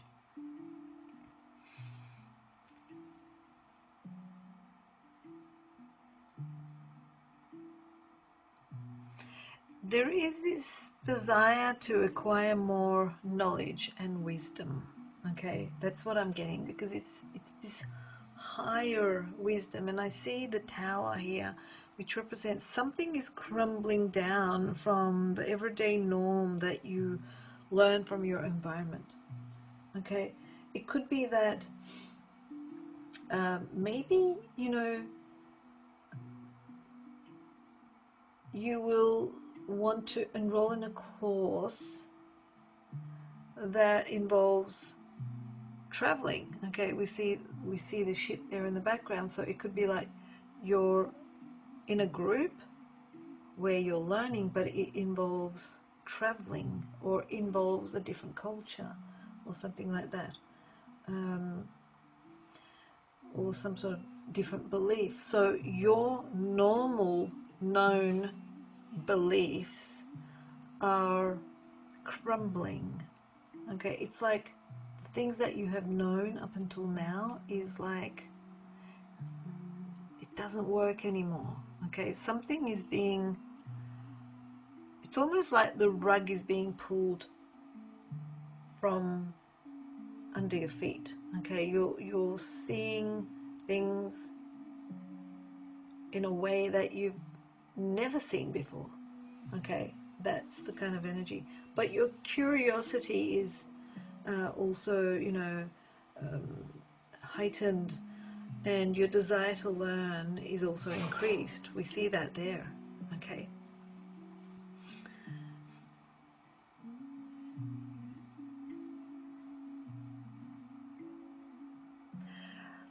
What I also see is you'll want to reflect. That's what I'm getting, you know. It's like you would want to reflect. It's almost like, you know, you need to be more, or you feel you need to be more transparent so that you can reflect your feelings in the public, you know, like in amongst others, how people see you, which can relate to many areas of your life, such as career or what you want to achieve for your future, etc. Okay, how you want to be seen, basically. Okay.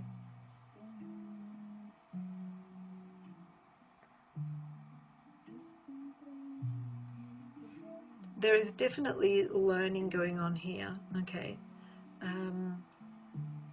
and also travel. Learning through travel.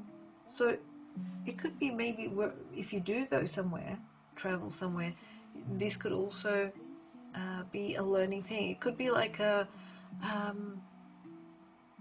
pilgrimage. Okay, you're not just learning, you're getting, you know, the wisdom, the higher learning, or the higher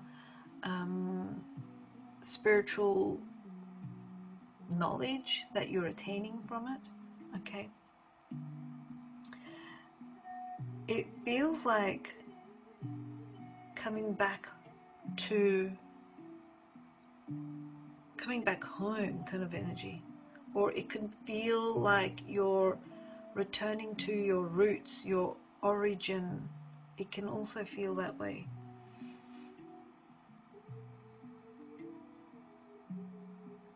I feel as though there's a lot that you need to achieve, and there's a lot that, you know, that you need to do, and you need to plan well to be able to complete what you need to do. Don't rush into making any decisions, because the Two of Wands here always says plan before you act. Okay, do not rush into making decisions. Slow down.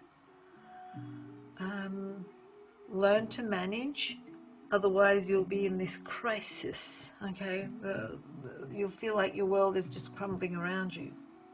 Slow down. Have a look at the details that you may be overlooking. Okay.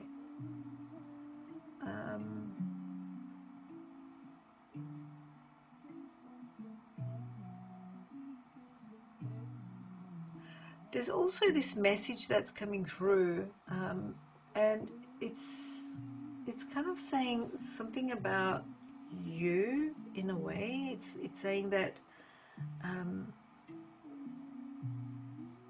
when you stop being weighed on the scales, you are the scales. Okay, when you stop being weighed on the scales, you will feel the weight of your own worth more clearly. I think that's coming through the wisdom energy. Okay.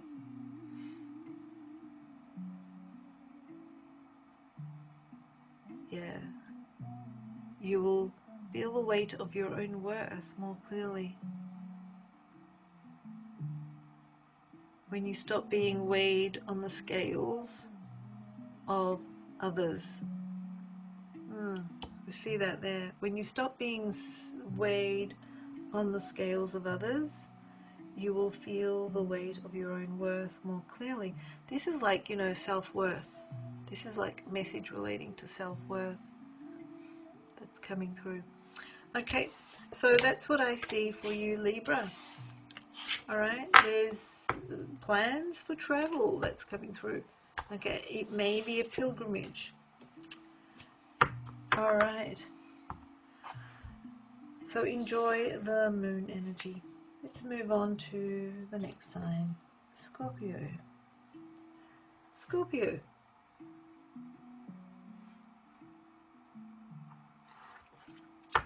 Let's see what comes through for you. Okay.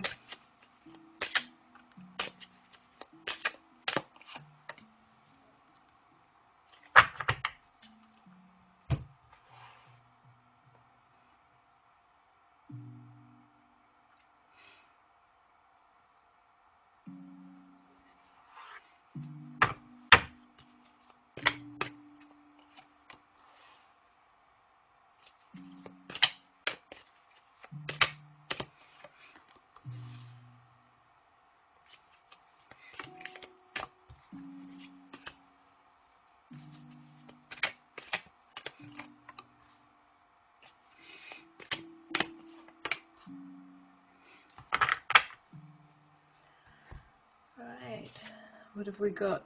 Energy with Shakti, 10 of Cups.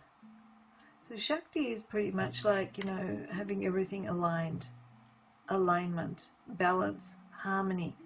10 of Cups is also related to harmony, but it also relates to joy and happiness. A lot of cup cards here. Another cup card. Very watery energy. The last one is fire.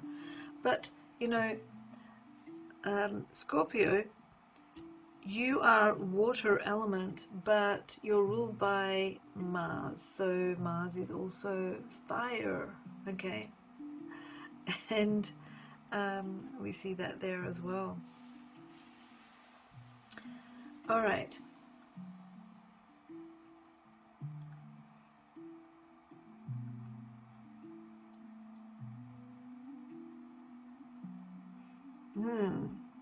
Okay, so what I'm getting is something related to you finding your inner peace, your harmony, your true joy and happiness, and not connecting with anything that's going to make you feel apathy, boredom, or even resentment and regret. Okay, the message I'm getting is don't give them what you think they want.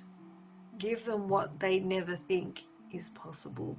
Okay, so it's pretty much like shock them in a way. Okay, so this new moon is related to how people will, it's pretty much related to, you know, what you give is what you get, or maybe people just want you to give all the time.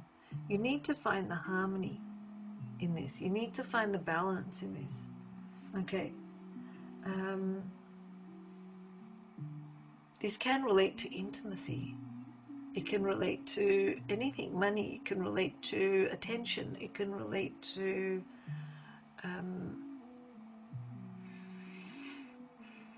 sharing.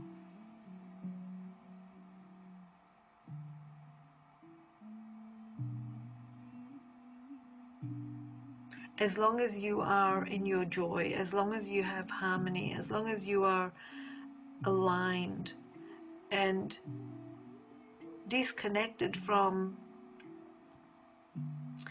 anyone or anything that's going to make you feel boredom, or you don't resonate with it. If you don't resonate with something, if you don't feel the connection, it means that you will feel resentment and regret and separation eventually.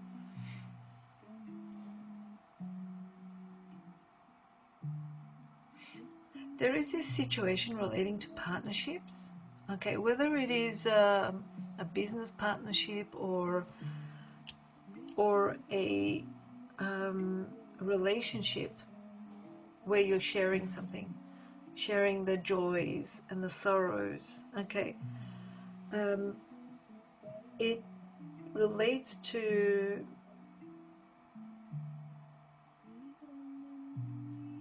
whatever brings you joy. It also relates to overindulging in something. Okay, have you overindulged? Did you overindulge since the last full moon? Okay, so the full moon that occurred on, when was this? It was a Sagittarius full moon that was in May, at the end of May. I think it was on the 30th, was it the 30th or the 31st of May? Because that moon is all, you know, it relates to endings. Did it kind of like show you something? Did it show you something about your finances? Were you overindulging in something? Okay. Were there certain small things that you did not, details that you did not see, that you overlooked, that you ignored, that has accumulated? Okay, it could be like overspending or overdoing or overeating or whatever it may have been, okay, that you have been doing that is out of balance. That's why it's saying you need to bring your energy into alignment, where you bring your joy and happiness into your life. This does not mean that you need to restrict yourself. For example, if it's a financial thing, you do not need to restrict yourself to be able to bring back your flexibility in finances. It just means that you need to be more conscious of how you manage. Okay, so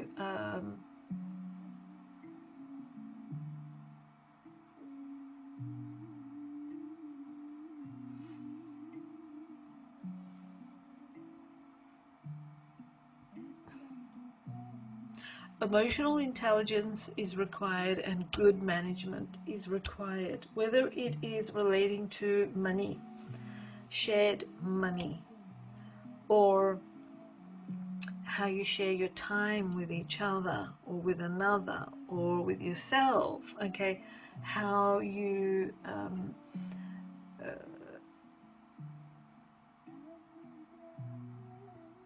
this can represent intimacy, how you indulge in your life. You know, this could be eating, drinking, whatever it is that you do.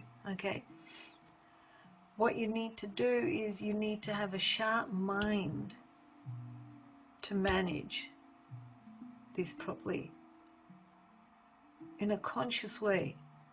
But you need to also listen to your heart.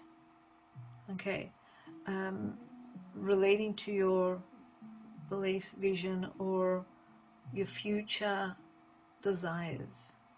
Okay, and you need to be rational when it relates to making plans, but also emotionally intelligent and listen to your heart as well. We're getting like this full-on holistic, energetic harmony or balance. You need to use the heart, the mind, all of that. You need to be also physically active and productive. Okay, you need to be fully there. Okay, so that's what I'm seeing here in regards to this new moon energy. Okay, so enjoy the new moon energy, new moon in Gemini. Let's move on. Next we've got Sagittarius. Sagittarius, just going to take a sip of water.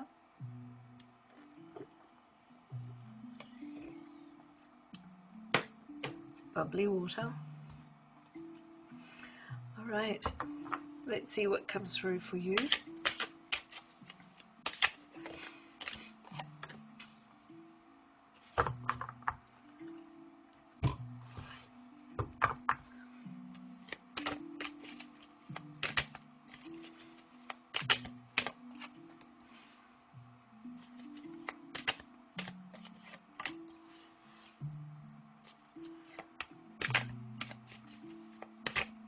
So Sagittarius, Gemini is your opposite sign, okay, which means that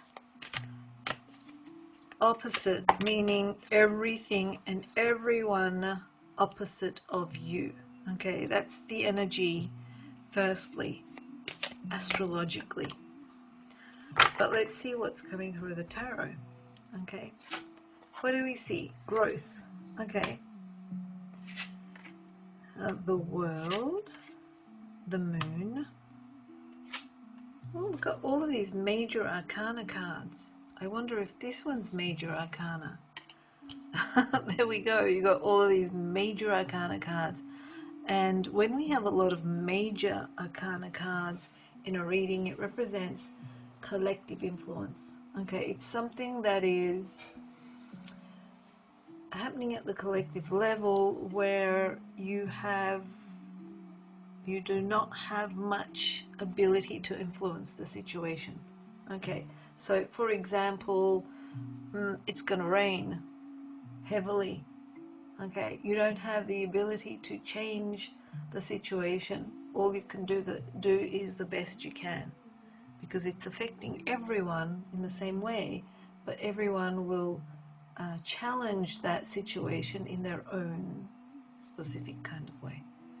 Okay, so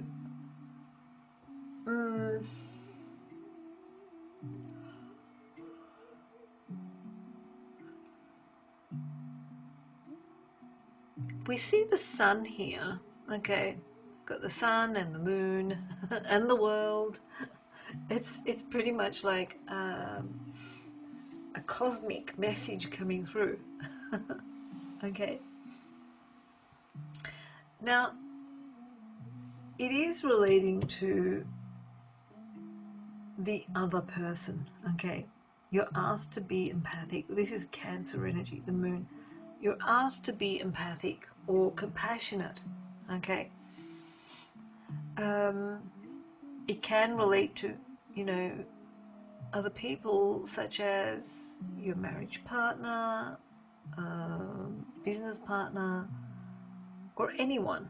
It could even relate to your children, and I'm getting a lot of that children energy as well if you're at the age of, having children. So there is this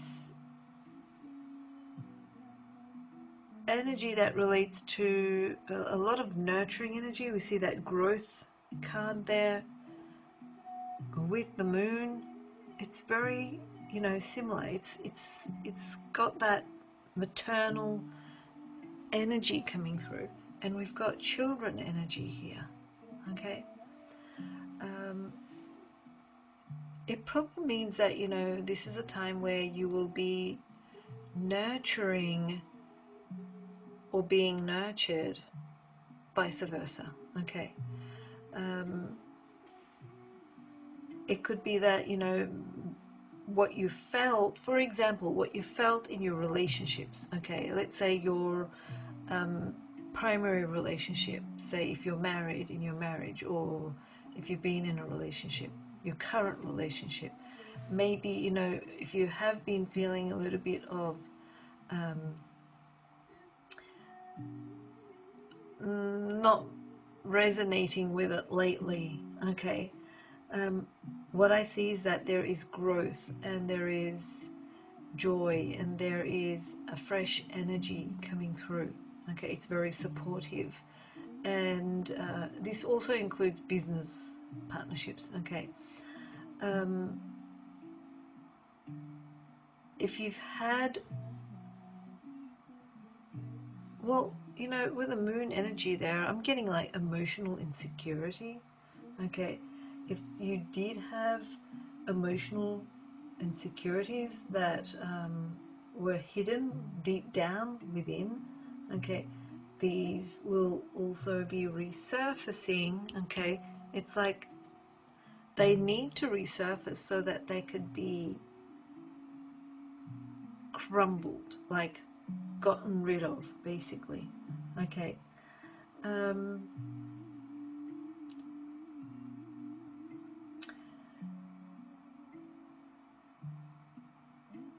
what I see also is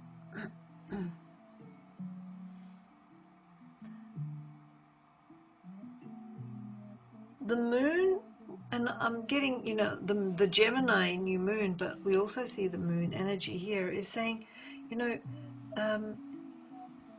you will have to come together. This is like a cycle, beginning and ending, okay? And the coming together in this energy, you will need to come together, or the moon energy will bring your relationships or partnerships to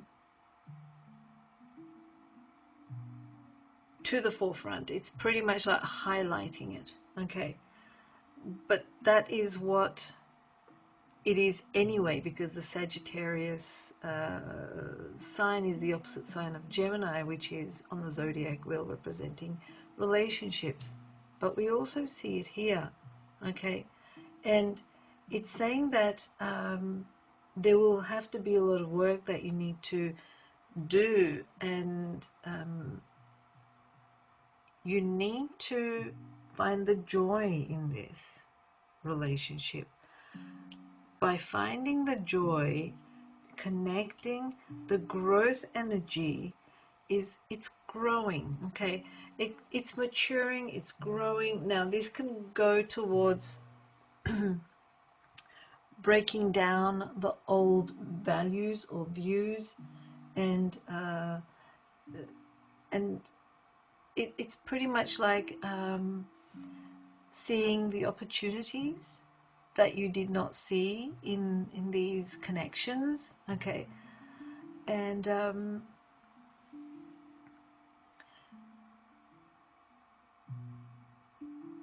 because of the Gemini energy, there's a lot of communication here as well, okay? The communication aspect, whether it is online or in person, okay, there is communication happening here as well, okay?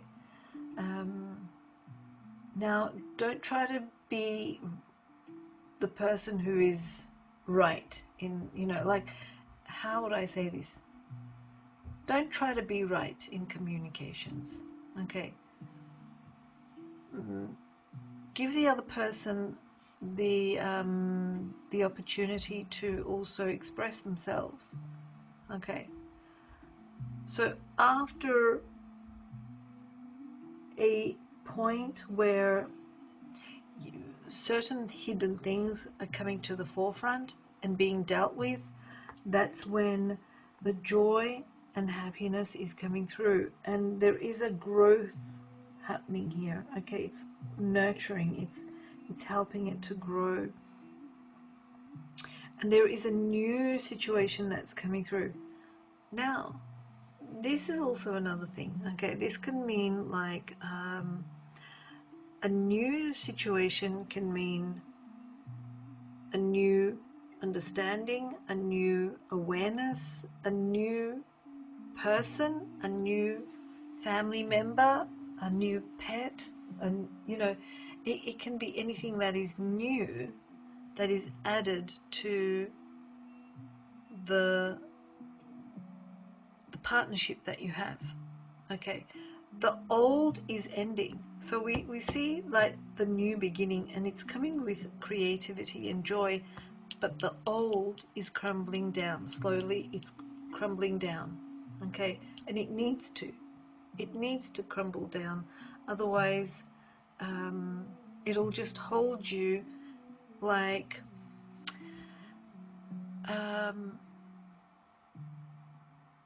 a dark shadow, okay? That's the best I can explain this energy here, okay? So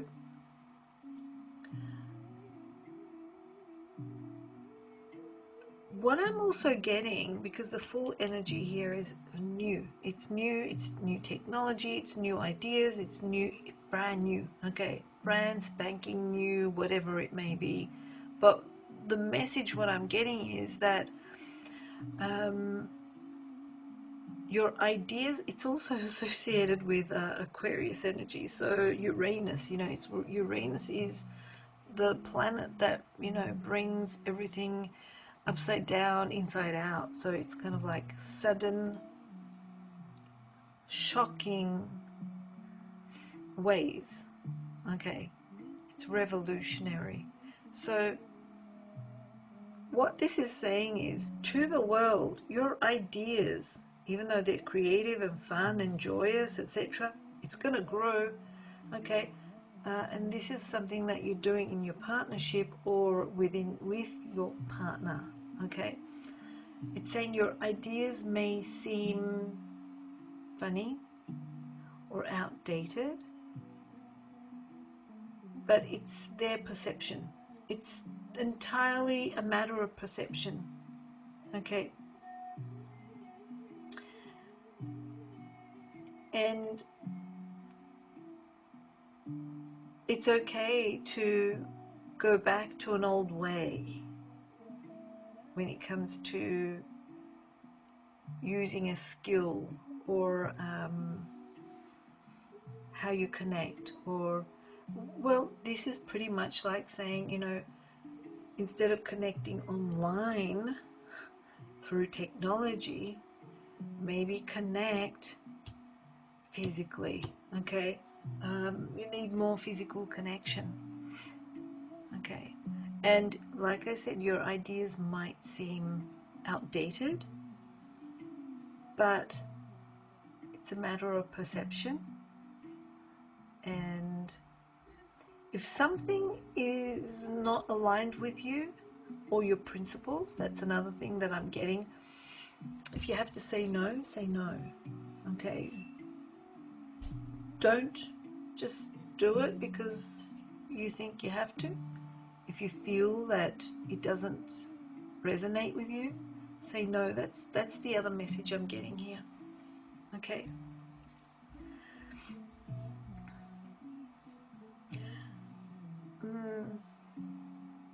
Cultivate positive feelings towards everyone is the message also that I'm getting. All right. Okay, so that's what I'm getting for you, Sagittarius. Okay, enjoy the moon energy.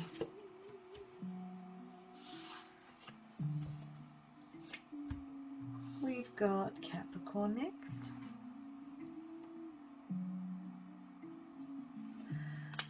All right. Let's see what comes through for Capricorn.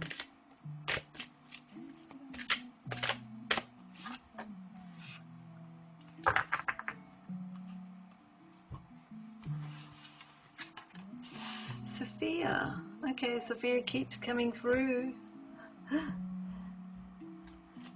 It's probably saying you need to be wise, or you need to listen to your heart or your intuition or instincts. Okay, they're all different things. Your inner vision, your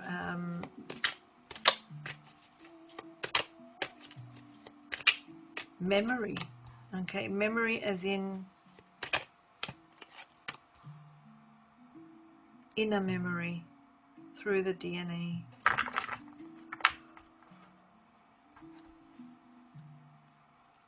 Okay, let's see. 10 of Cups, the 3 of Pentacles. A lot of work that you're doing. Okay, there's a lot that you're doing, a lot that you're letting go of, and yeah. It's about your environment. It's about your work environment. Okay.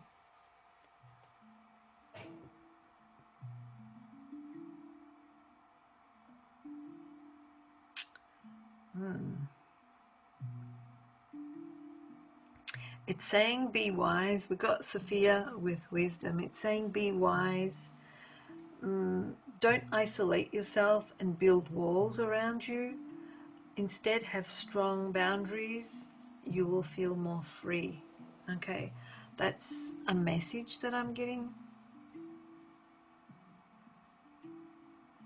I'm getting, like, you know, work environment here, or people that you work with, colleagues, people that you collaborate with, etc.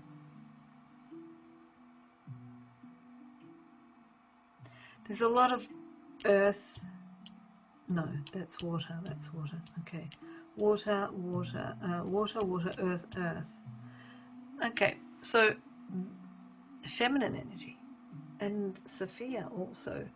Okay, the Magician is the only one that is coming through as being masculine. Okay, we've got a lot of this feminine energy coming through, and there's this masculine one there.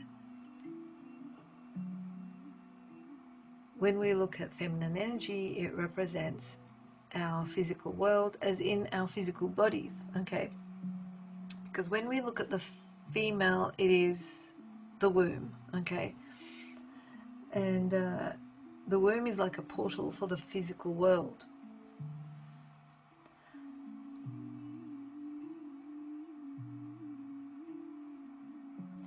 I feel as though you are going to look at what makes you happy. Okay, you're becoming more wise in the way you work, looking at what brings you joy, what brings you happiness, having the ability to initiate those in your life,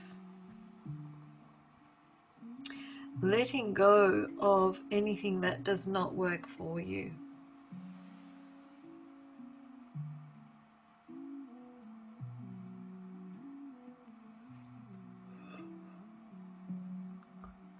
There's also issues relating to not just money, but also health. Okay, the Five of Pentacles can represent lack of health or having health issues.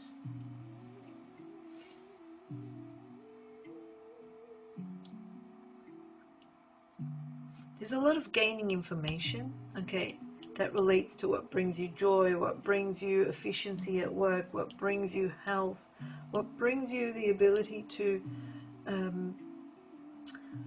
move forward in your life. Okay, the wisdom is coming through. We see the Magician there. The Magician is the mind aspect. Okay, so it's saying that, you know, you're gaining more information.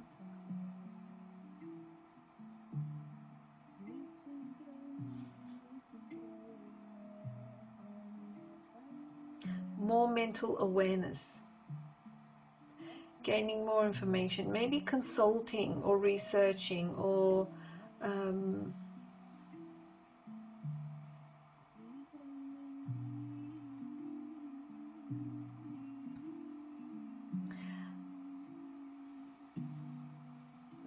what I also see is that, you know, with communication you need to be more open to it instead of just closing people off. That's the other thing that I see here.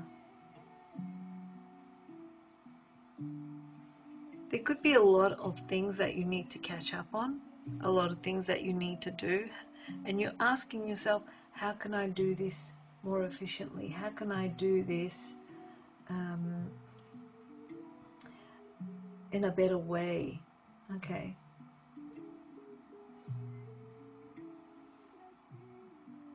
What I also see is that something related to your skills,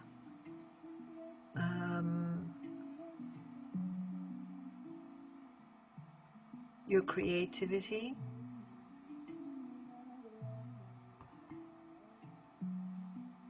maybe even, you know, the people around you, such as, you know, your children, for example. Old situations, you know, where you felt lost or you felt left outside alone, where you felt like neglected, these will also be opening up, or they will come to the forefront where you will be able to confront them or talk about them and move on from them. Emotionally let go of them. It's like letting go of old wounds from the past, emotional wounds or baggage.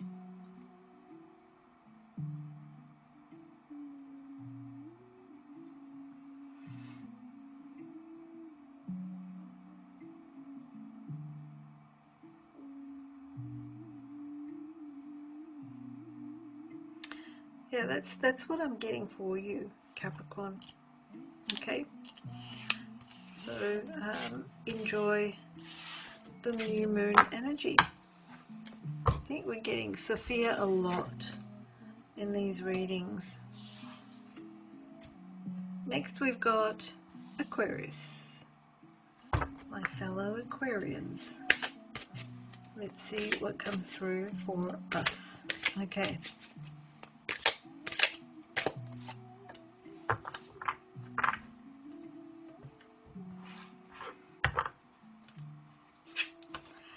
Pachamama. The music I have playing in the background is actually called Pachamama. Pachamama, healing, holding, and holy. And you can see, you know, on the top of her head, she looks like she's got a pom-pom on her head, but it actually is feathers, okay? And it kind of like resembles like the sun in a way as well, okay? It is pointing towards the crown chakra. The crown chakra is associated with consciousness.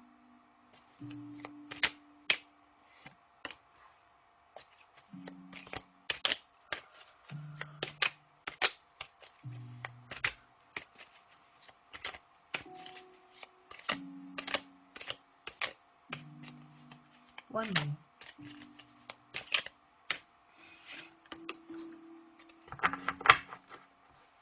Okay.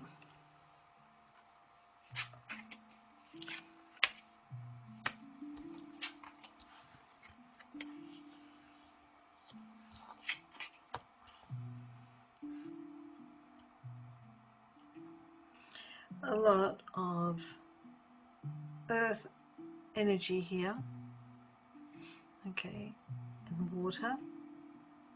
Pachamama is a combination of air, fire, and earth.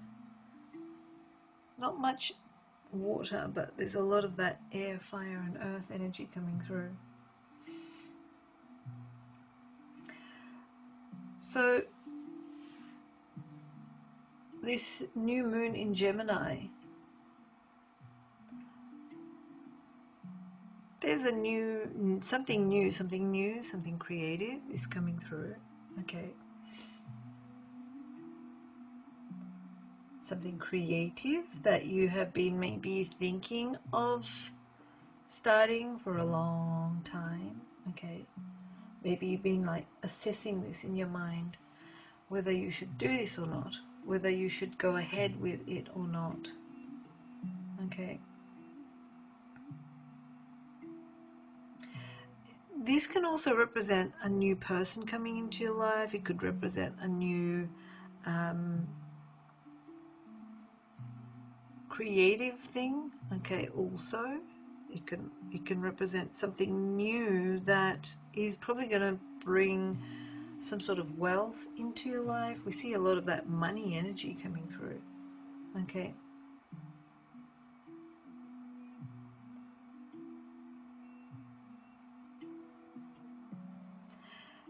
During this time, I feel as though there are a lot of, because the healing, holy, and healing, holding, and holy, okay, it's very healing energy. So I did mention Chiron going into Taurus, okay, and there's a lot of this earth energy which is, you know, associated with Taurus. But what I see is this new moon, okay, is like something that you've had some sort of sense of excitement in an area that, you know, you feel you want to start something new, okay? It could be, like I said, a creative project. It could be a person, like a romantic new partner. Okay, we see the new people in the physical sense there. These are possibilities. There could be something about children or family in general coming through.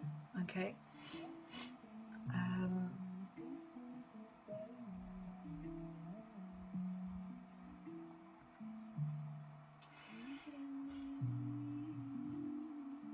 Hobbies keeps coming through. Okay, something that you're doing or wanted to do for such a long time, but did not have the ability to do.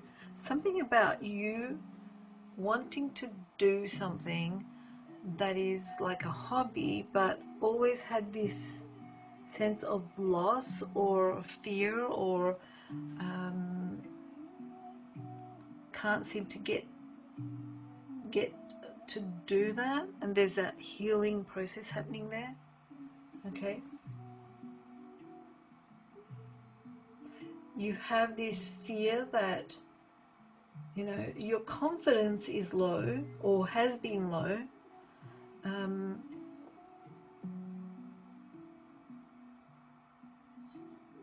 where you did not have confidence in your abilities and achievements because you felt like mistakes or lost opportunities will that you had in the past will happen again. It doesn't mean that you'll have the same results. You're actually healing from that. Past or lost opportunities or mistakes that you did in the past will not be repeated. Okay? It does not mean that you'll get the same results in the future. Do not underestimate your potential. Besides having long-standing skills and abilities, there will also be new skills that you'll be attaining through the process. During this time, you will question your family roots. You'll look at where you are, who you are, what kind of skill set your family or your roots, where you come from, have. You'll be questioning your home. Do you belong here? Your sense of belonging. Can you put down roots where you are?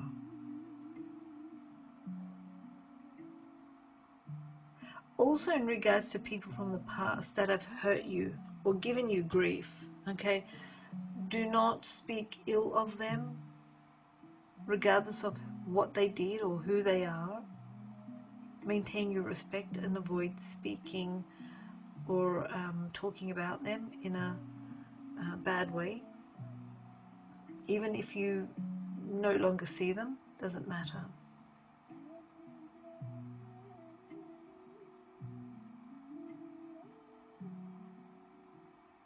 When it comes to family members, whether they are siblings, parents, children,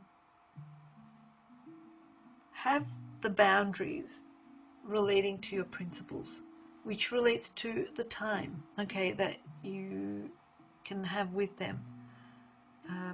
Don't let them overstep the boundaries. That's what I'm getting here. Okay, so that is coming through for you, Aquarius. Okay.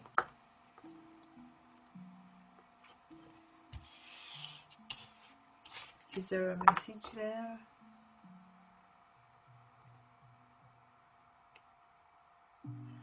Don't wait for approval.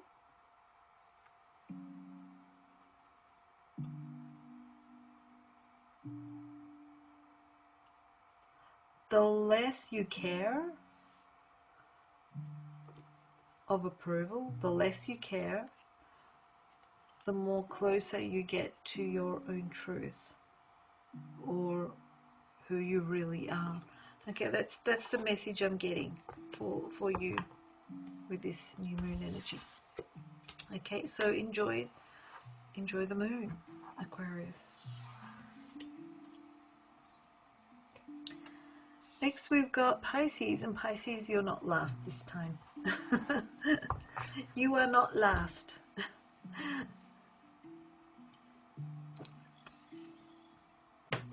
All right. Let's see what comes through for Pisces with this Gemini new moon energy.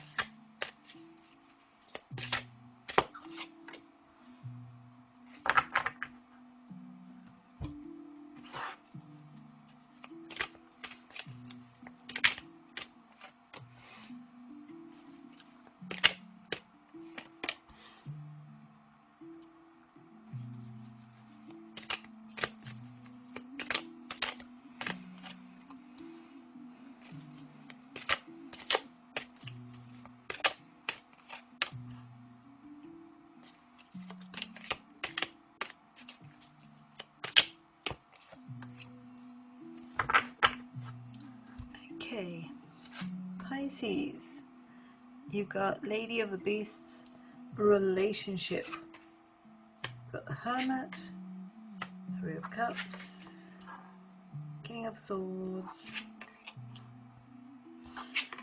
Okay.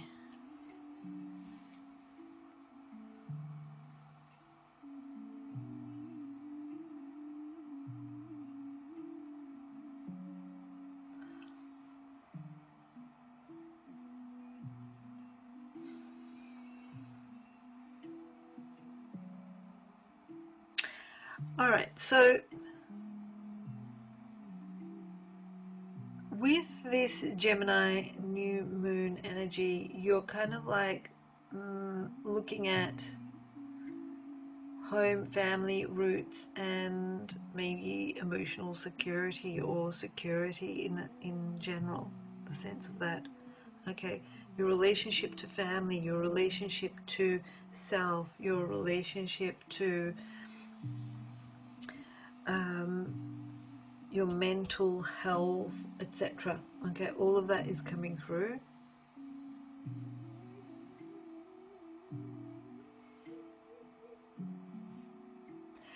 I feel as though there's, there is this strong energy that relates to you desiring to start a new life. Whether it means, you're moving, buying, or selling a home. We see that Ten of Pentacles there, which represents home and house and family as well. Okay. Now, this could be maybe you're doing something to the home. It could be a long-standing issue that needs to be looked at.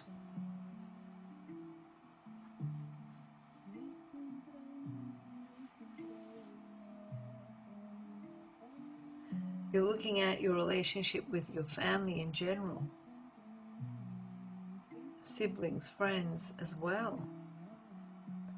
It's kind of like saying, you feel alone at times and you're kind of like questioning yourself, where do I feel safe?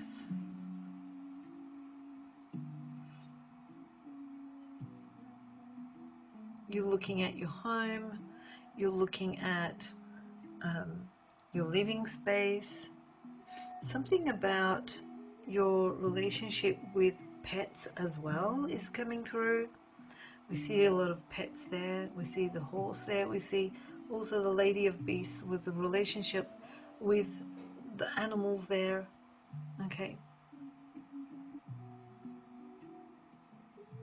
There could be a lot of things that you need to get done during this time at home. Okay.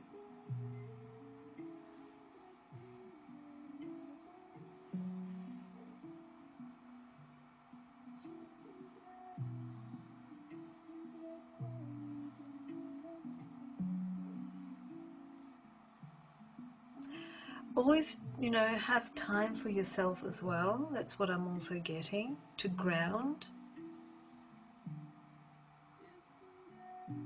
But this is a time where you'll be like dealing with a lot of, situations that relate to family, siblings, friends, self, pets, your emotional well-being as well as your mental well-being. There's a lot of that happening during this time for you. There's also a tad bit of creativity. This could be relating to the home, okay, doing something in and around the home that relates to creativity as well.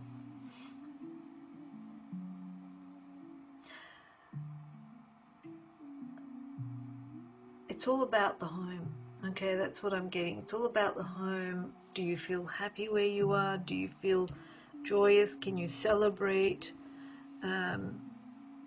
where you are? You know, celebrate your space with others. Do you feel lonely? Do you feel grounded? Do you feel like you can put down roots? Can you have pets around you? Is your mental and emotional well-being aligned with where you are? Okay, that's the kind of energy that I see in these cards for you. Okay, there's something about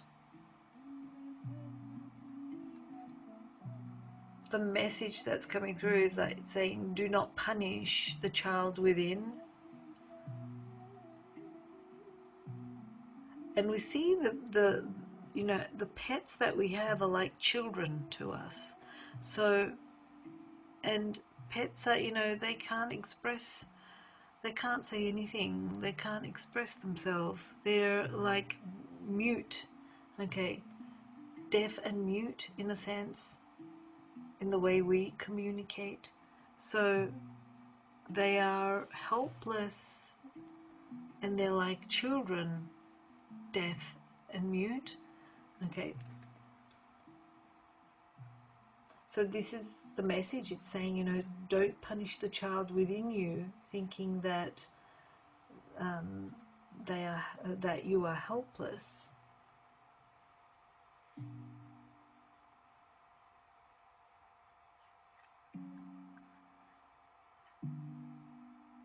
Direct that energy into something creative. That's what I'm getting.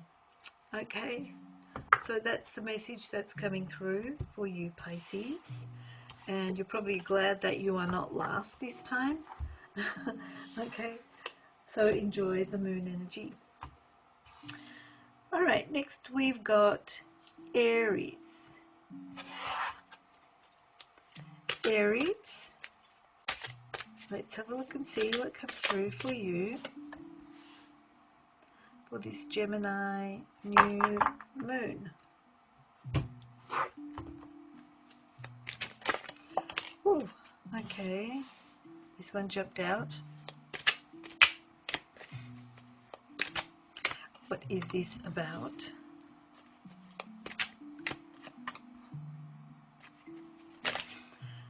Okay, and this one. Let's see. Oh, Sophia again. All right, so Sophia is asking you to be wise. How many times have we had Sophia in this reading? Okay, and we had the moon in that same position, and the magician here 3 times in this position.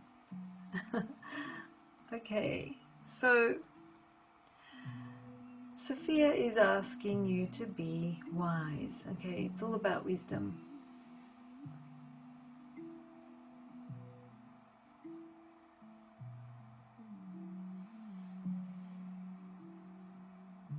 It's all about having balance, having harmony.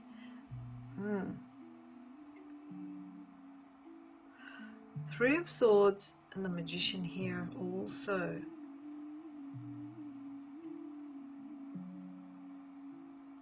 Maybe someone that you have said, you know, like the Magician here is saying, you know, maybe, how can I say this? Sharp and hurtful language. Impulsive language. That's what I'm getting there. Okay.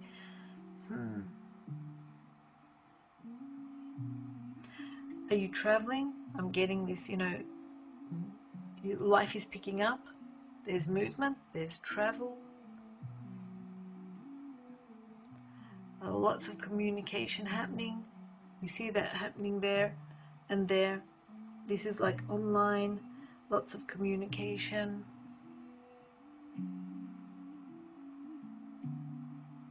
It's also, temperance here is, you know, related to Sagittarius. So Sagittarius is like higher learning or the higher energies. And this could be like, you know, a great time to study something.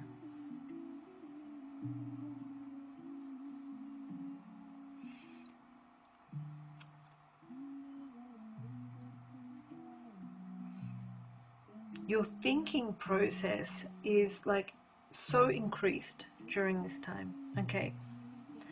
You'll want to do many things at the same time, and the temperance is saying be wise, moderation in everything, okay? A little bit of this and a little bit of that, okay? That's what it's saying. There's a lot of plans that you need to complete, a lot of things that you need to do, a world of things that you need to do that involves communication in a way, or some mode of communication, but it's saying a little bit of this, a little bit of that, a little bit of work, a little bit of play, okay? But this again represents, you know, sharp and hurtful and impulsive communication or language. This is also saying let go of the urge to be right when you're communicating, okay? You don't need to win at every argument. And winning at an argument does not mean that you'll have peace. So Sophia is saying find the wisdom in regards to how you communicate. Know when to stop, know when to be quiet.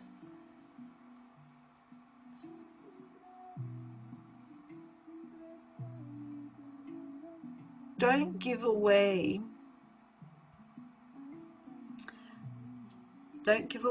too much of yourself so easily. That's another message I'm getting here, which includes your time, your work, especially giving away your work cheaply, okay?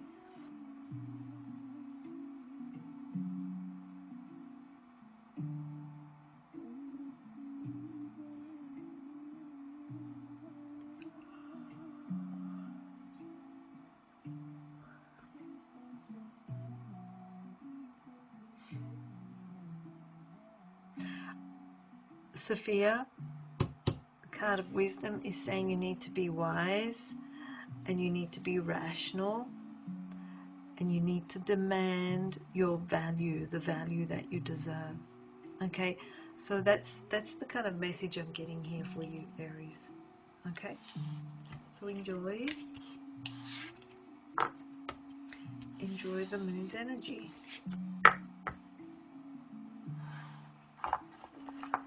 What is this message? Peace is not a place that is quiet or easy.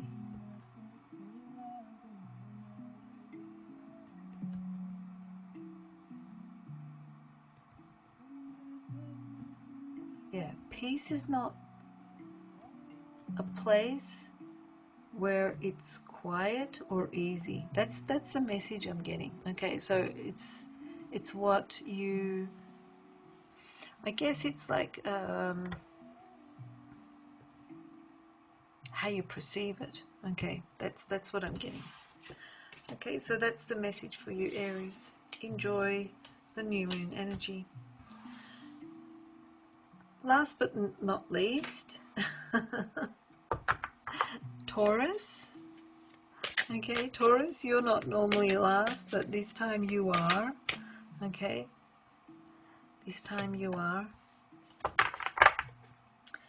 Let's see what comes through for you, Taurus, for this new moon in Gemini.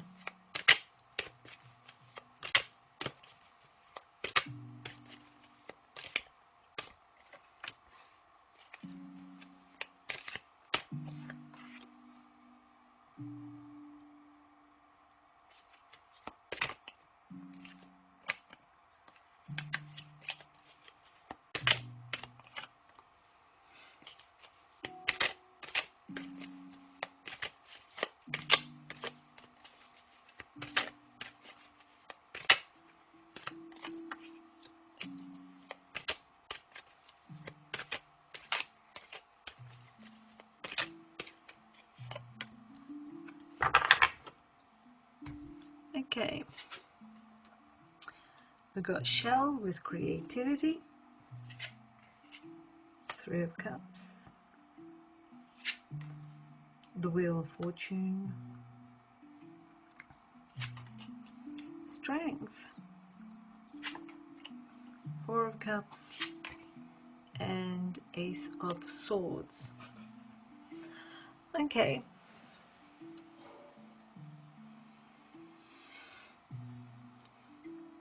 What you create in your mind, how people perceive you. What are your strengths? Is it something that you create as an illusion?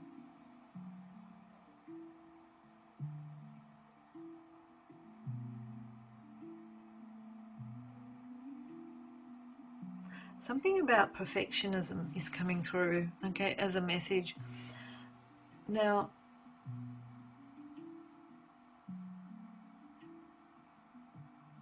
perfection is not real. It's an illusion. The world is not real. It's an illusion. This lifetime is not real. It's an illusion. So I'm getting, perfection is an illusion. What makes you authentic and strong is how you mend your brokenness. Now, I don't know what that means, but everyone will perceive it differently. Okay, that's the message that came through. All right. We've got the Wheel of Fortune here, which is pointing towards your fortune. Okay, how you make things work for you.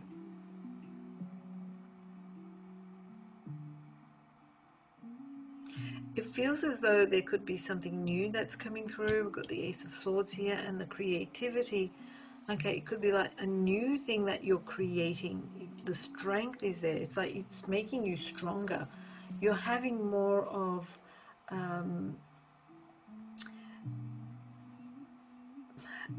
how would I say this? You are feeling more self-aware. You're feeling more let's say self-love. Okay, so having self-awareness, self-love, you're realizing that you have been criticizing yourself. Okay, you need, and if you are still doing this, you need to stop. We see it there as well. So don't blame yourself for past mistakes that you have done. Okay, don't compare yourself to others. Focus on your self-worth, your talents, your creations, your money, your finances. Wheel of Fortune. You need to come up with creative and practical and unconventional, because we've got shell here. Okay, shell is, you can see this symbol there. Okay, it's like, if I bring it up close, you can see it. Okay, let's bring this up close. Can you see the Aquarius energy there? Okay, so it's a symbolic energy of Aquarius, and the planet here represents Uranus. Okay, so it's pretty much relating to something revolutionary, something unique, something different, something, that you need to come up with. So what this is saying is that you need to come up with something that is practical, but at the same time very unconventional. Okay, that relates to your fortune, or how you make your fortune, how you make your own luck, a new way of doing this. Okay.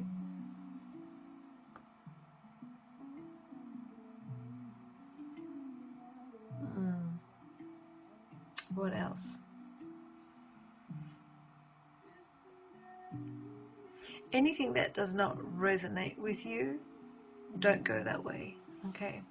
Don't compare yourself to others. Again, that's coming through.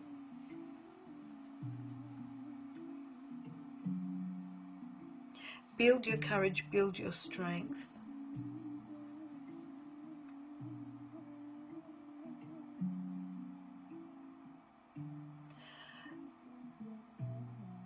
Also, what's coming through is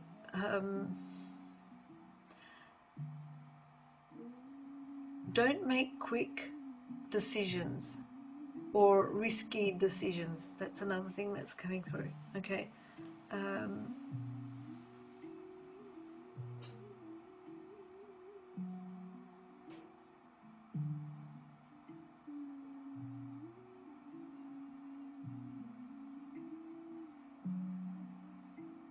It is a turning point in your life. You see that, you know, the Wheel of Fortune or a cycle. Okay. It's a turning point in your life where you are becoming stronger. It's a new beginning.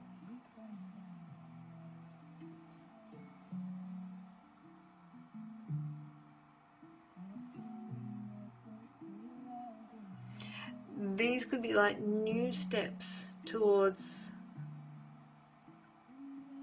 unconventional ways of working or generating your income in a way. Okay, it's like earning your living through technology. Okay, that's what I'm getting, because shell is there. It's creative, but making your luck or bringing in your fortune, a new way of doing this. The sword is also associated with air element, which is like Aquarius here, or creative, the shell. Okay.